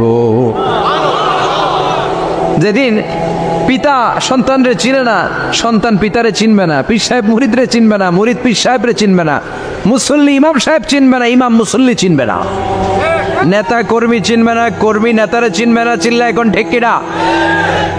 কেউ কাউরে চিনবে না, কেউ কাউর কোনো উপকারে আসতে পারবে না। ওই কঠিন দিনে তোরে আমি দেবরে গোলাপ। তাহলে এই যে এতগুলা দোয়া ছোটবেলা থেকে আনটিল টুনাইট, এই রাত পর্যন্ত যে দোয়াগুলো আল্লাহর কাছে করছেন, লস হয়েছে? চিল্লায় বলেন, লস হয়েছে না লাভ? লস না লাভ? আল্লাহ বলে, গোলাম চা বেশি বেশি দোয়া কর। উজিবু দাওয়াতাদ দাঈ ইযা দাআন। আমার বান্দা আমার কাছে চাইতে দেরি হয়ে যায়, দোয়া কবুল করতে দেরি হয়, এজন্য বারবার চাইতে হবে। না দিলেও চাবো, না দিলেও একটু পরে দিবে, দেরি করে দিবে, যখন আমার জন্য উপকার হবে, ভালো হবে, তখন দিবে, তা না হলে কিয়ামতের ময়দানে দিবে। চিল্লায় বলেন ঠিক কি না? বেশি বেশি দোয়া করবেন, সবার জন্য করবেন, নিজের জন্য করবেন, ফ্যামিলি মেম্বারসদের জন্য করবেন, শুভাকাঙ্ক্ষীদের জন্য করবেন, শত্রুদের জন্য বেশি করবেন, হেটার্স যারা আছে ওদের জন্য বেশি দোয়া। আল্লাহ যেন এগুলোর হেদায়েত দেয়। ইসলাম বিরোধী যারা, এদের জন্য দোয়া। হিন্দু বন্ধু থাকলে এদের জন্য দোয়া, হেদায়েতের দোয়া, ঠিক কিনা? সবাই সবার জন্য দোয়া করেন। অনেকে কয়, হুজুর আমি আরেকজনের জন্য করবো কেন, হ্যাটটা হ্যাঁ করবো, আমার দোয়া আমি করুন, আছে না নাই? না, আপনি তার জন্য করবেন। আপনি যদি আপনার ভাইয়ের জন্য দোয়া করেন, ফেরেশতারা বলে ওয়ালাকা বিমিসলিন, মানে আল্লাহ সে তার ভাইয়ের জন্য যে দোয়া করলো, এই দোয়াটা আগে তার জন্য তুমি কবুল করে নাও। আপনি যদি দোয়া করেন, আল্লাহ আমার ভাই অসুস্থ, তুমি তারে সুস্থ করে দাও, ফেরেশতারা বলে আল্লাহ যেই লোকটা দোয়া করলো তার মধ্যে যদি কোনো রোগ থাকে আগে তারে সুস্থ করে দাও, পরে বাইরে। ফেরেশতাদের দোয়া কবুল করে নেয় কে? আপনার দোয়া কবুল হইতেও পারে, নাও হইতে পারে, কিন্তু ফেরেশতারা আল্লাহর কাছে দোয়া করলে এটা কবুল হবে না। আপনি যদি দোয়া করেন, আল্লাহ আমার ভাইয়ের আর্থিক অবস্থা খুব খারাপ, তারে ধনী বানিয়ে দাও, ফেরেশতারা বলে ওয়ালাকা বিমিসলিন, ও আল্লাহ এই দোয়াকারী তার ভাইয়ের জন্য যে এই দোয়াটা করেছে আগে তার জন্য দোয়াটা কবুল করে নাও। সুবহানাল্লাহ পড়েন। এজন্য বেশি বেশি দোয়া করতে রাজি আছেন? বারবার চাইবেন, সকালে বিকালে দুপুরে রাতে শীতকালে গ্রীষ্মকালে, সব সময় আমরা দোয়া করবো কার কাছে? আল্লাহর কাছে। বারবার চাইলে আল্লাহ খুশি হয়ে যায়, বারবার না চাইলে আল্লাহ রেগে যায়। দুনিয়ার সিস্টেমের একেবারে বিপরীত। আমি যদি এই ভাইয়ের কাছে কোনো একটা বিষয় নিয়ে আসতে যাই, ভাই আমারে 1000 টাকা দেন, বিপদে পড়ছি, দিল 1000 টাকা, নেন, বিপদ সারেন, উদ্ধার হন। এক সপ্তাহ পরে আবার ভাইজান বড় বিপদে আছে, 1000 টাকা, তারপরে উনি লজ্জায় পড়ে দিবে, আসছে যখন দেই। পরের সপ্তাহে আবার মিয়া সাহেব 1000 টাকা, ওই দিন বলবে ভাই 1000 নাই, 500 নিয়ে যান, কথা কন। এর পরের মাসে যদি বলি ভাই বিপদে পড়ছি, দিবে নাকি? লাঠির বাড়ি আছে না নাই? প্রতি সপ্তাহে সপ্তাহে তোমার বিপদ, কথা কন। তার মানে এই দুনিয়ার সিস্টেম হচ্ছে একটা বিষয় নিয়ে বারবার কারো কাছে যাওয়া যায় না, চাওয়া যায় না, শরম লাগে, কথা কন। কিন্তু আল্লাহর সিস্টেমটা একেবারে উল্টো। আল্লাহর কাছে বারবার না চাইলে তিনি রেগে যায়। তিরমিজির বর্ণনা, ইন্নাহু মান লাম ইয়াসআলিল্লাহ ইয়াগদাব আলাইহি, যে ব্যক্তি কোনো বিষয় নিয়ে বারবার আল্লাহর বিরক্ত করে না, তার উপর আল্লাহ রেগে যায়। আর বারবার চাইতে যে লোকটা আল্লাহরে বিরক্ত করতে চায় তার উপর আল্লাহ খুশি হয়ে যায়। এজন্য চাবেন আল্লাহর কাছে আজকে থেকে, চাবেন। দোয়া করলে যে কবুল হয় বিশ্বাস হয় মুসলমান। নেক আমলের ওসিলা দিয়ে দোয়া কবুল হয়। আপনার জীবনে যদি কোনো নেক আমল থেকে থাকে, যে নেক আমলগুলো আপনি আল্লাহর সন্তুষ্টির জন্য করেছেন, আমি আজকের মাহফিল আল্লাহর নামে একটা কসম কেটে বলে যাই, ওয়াল্লাহি আল্লাহর কসম করে আমি আপনাদের বলছি, আপনার জীবনের এমন কোনো নেক আমল যদি থাকে যে আমলটা শুধুমাত্র কেবলমাত্র আপনি আল্লাহকে খুশি করার জন্য করেছিলেন, ওই নেক আমলের ওসিলা দিয়ে দোয়া করতে দেরি হবে, দোয়া কবুল হতে দেরি হবে। বিশ্বাস হয়? সন্দেহ লাগছে মনে হয়। বিশ্বাস হয় সবার? নেক আমলের ওসিলা, ওই নেক আমলটা শুধুই হয়েছে কার জন্য? চোখের পানি ছাড়ছিলেন এক রাতে আল্লাহর ভয়ে, কাউরে দেখানোর জন্য না, ওই নেক আমল। রাত্রিবেলা হেঁটে যাচ্ছিলেন মসজিদের পাশ দিয়ে, দেখলেন দান বাক্স লেখা, কেউ নাই। কচকচে 500 টাকার নোট বের করে ঢুকাই দিছিলেন, এটা হচ্ছে শুধু আল্লাহরে দেখানোর জন্য নেক আমল, ঠিক কিনা? আল্লাকা সিররুন ইনদাল্লাহ বাইনাকা আনতা ওয়া বাইনাল্লাহ আল্লাকা সাদাকাতুন তাখফা লা ইয়ালামুহা ইল্লাল্লাহ আল্লাকা সিররুন ইনদাল্লাহ বাইনাকা আনতা ওয়া বাইনাল্লাহ আল্লাকা সাদাকাতুন তাখফা লা ইয়ালামুহা ইল্লাল্লাহ। সুবহানাল্লাহ পড়েন। আল্লাকা সিররুন ইনদাল্লাহ, তোমার আর তোমার রবের মাঝে গোপন কিছু আছে কি যেটা আল্লাহ ছাড়া কেউ জানে না? তোমার কি কোনো গোপন দান আছে কি যেটা আল্লাহ ছাড়া কেউ দেখেনি? সুবহানাল্লাহ পড়েন। এমন কোন আমল যে আমলটা আপনি করেছিলেন শুধু আল্লাহর খুশির জন্য, ওই আমলের ওসিলা দিয়ে দোয়া করলে কবুল করবে কে? বিশ্বাস হয়? সহিহ বুখারীর বর্ণনা, সালাসাতুন ফিল গার, বনী ইসরাইলের জামানায় 3 জন লোক সফরে বেরিয়েছে। বানোয়াট ঘটনা না, এটা বুখারীর ঘটনা। সফরে বেরিয়েছে, মরুভূমির মাঝখানে প্রতিমধ্যে প্রচন্ড তুফান আর বৃষ্টি। বৃষ্টি থেকে বাঁচার জন্য এর একটা পাহাড়ের গুহার ভেতরে ঢুকেছে। হঠাৎ থান্ডার, বজ্রপাত, বিজলি, মুষলধারে বৃষ্টি। বৃষ্টির পানিতে পিচ্ছিল হয়ে উপর থেকে বিশাল প্রকাণ্ড একটা পাথরের খণ্ড এসে গুহার মুখের মধ্যে আটকে গিয়েছে। যেই গুহার মুখ দিয়ে তারা ঢুকেছে, ওইখানে বিশাল একটা পাথর গড়িয়ে এসে উপর থেকে বলল, অন্ধকার, ভিতরে কোনো আলো নাই, কোনো জনমানব নাই, বাঁচানোর কেউ নাই, কিচ্ছু দেখা যায় না, ঘুটঘুটে অন্ধকার। বাইরে থেকে আলো আর অক্সিজেন যে আসবে ওই সুযোগটাও নাই। 3 জন বুঝে গেল আমাদের মৃত্যু এখানেই হবে, আমাদের কঙ্কালগুলো শত শত বছর এখানে পড়ে থাকবে, কেউ উত্তারের জন্য আসবে না, ঠিক কিনা? বাঁচানোর কেউ নাই, অক্সিজেন যতটুকু আছে কিছুক্ষণ পরে এটাও শেষ হয়ে যাবে। 3 জনের একজন বলল, আমাদের বাঁচানোর কেউ নাই, একজন ছাড়া তিনি কে? আমাদের 3 জনের জীবনের এমন কোন নেক আমল আছে কিনা যেটা দিয়ে আল্লাহর কাছে দোয়া করা যায়? কার জীবনে কি নেক আমল আছে যেই নেক আমলটা দুনিয়ার কোনো মানুষকে দেখানোর জন্য করা হয় নাই, শুধু করা হয়েছে কার জন্য? এরকম কোন নেক আমল থাকলে দোয়া করা শুরু করো, এছাড়া আমাদের বাঁচার কোনো উপায় নাই। একজন দোয়া করা শুরু করলো, হাদিসে লম্বা একটা হাদিস, আমি সরল বঙ্গানুবাদ শোনাচ্ছি। একজন দোয়া করা শুরু করলো, একজন বলতে শুরু করলো, আল্লাহুম্মা কানা লি আবাওয়ান শাইখান কাবীরান, ও আল্লাহ, আমার বৃদ্ধ বৃদ্ধা মা বাবা ছিল, আমি পেশায় ছিলাম রাখাল, প্রতিদিন রাখালগিরি করার পরে, ছাগলের দুধ দোহন করার পরে যখন বাসায় ফিরে আসতাম, সবার আগে আমি আমার আব্বা আম্মারে দুধ খাওয়াতাম। আব্বা আম্মাকে দুধ খাওয়ানোর পরে আমার সন্তানদের মুখে, আমার স্ত্রীদের মুখে আমি দুধ তুলে দিতাম। একদিন আমার আসতে দেরি হয়ে গেল, এসে দেখি আব্বা আম্মা ঘুমিয়ে গেছে। দুধের বাটি নিয়ে আমি আব্বা আম্মার মাথার সামনে দাঁড়িয়ে রইলাম। মনে মনে ভাবলাম, আব্বা আম্মা যখন ঘুম থেকে জাগবে, আব্বা আম্মারে আগে আমি দুধ খাওয়াবো, তারপরে ছেলে মেয়েরে খাওয়াবো, স্ত্রীদেরকে খাওয়াবো। দাঁড়িয়ে রইলাম, আমার ছেলে মেয়েরা এসে আমার কাছে বললো, আব্বা খাবার দাও, আমি দেই নাই। ক্ষুধার জ্বালায়, ক্ষুধার যন্ত্রণায় পাগল পড়া হয়ে আমার কলিজার টুকরা ছেলে মেয়েগুলো আমার পায়ের মধ্যে পড়ে কাঁদতে লাগলো, আব্বা একটু দুধ দাও, ক্ষুধা লেগেছে। ও আল্লাহ, আমি দেই নাই। ফজর পর্যন্ত দাঁড়িয়ে রইলাম। ফজরের সময় যখন আব্বা আম্মা ঘুম থেকে উঠলেন, সবার আগে আব্বা আম্মারে দুধ খাওয়ালাম, তারপরে ছেলে মেয়েদের মুখে তুলে দিলাম।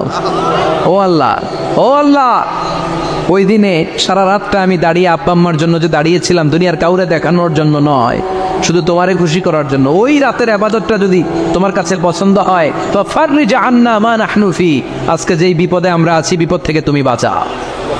বলার সাথে সাথে 1/3, 1/3 পাথরটা ডান দিকে সরে গেল। সুবহানাল্লাহ পড়বেন না?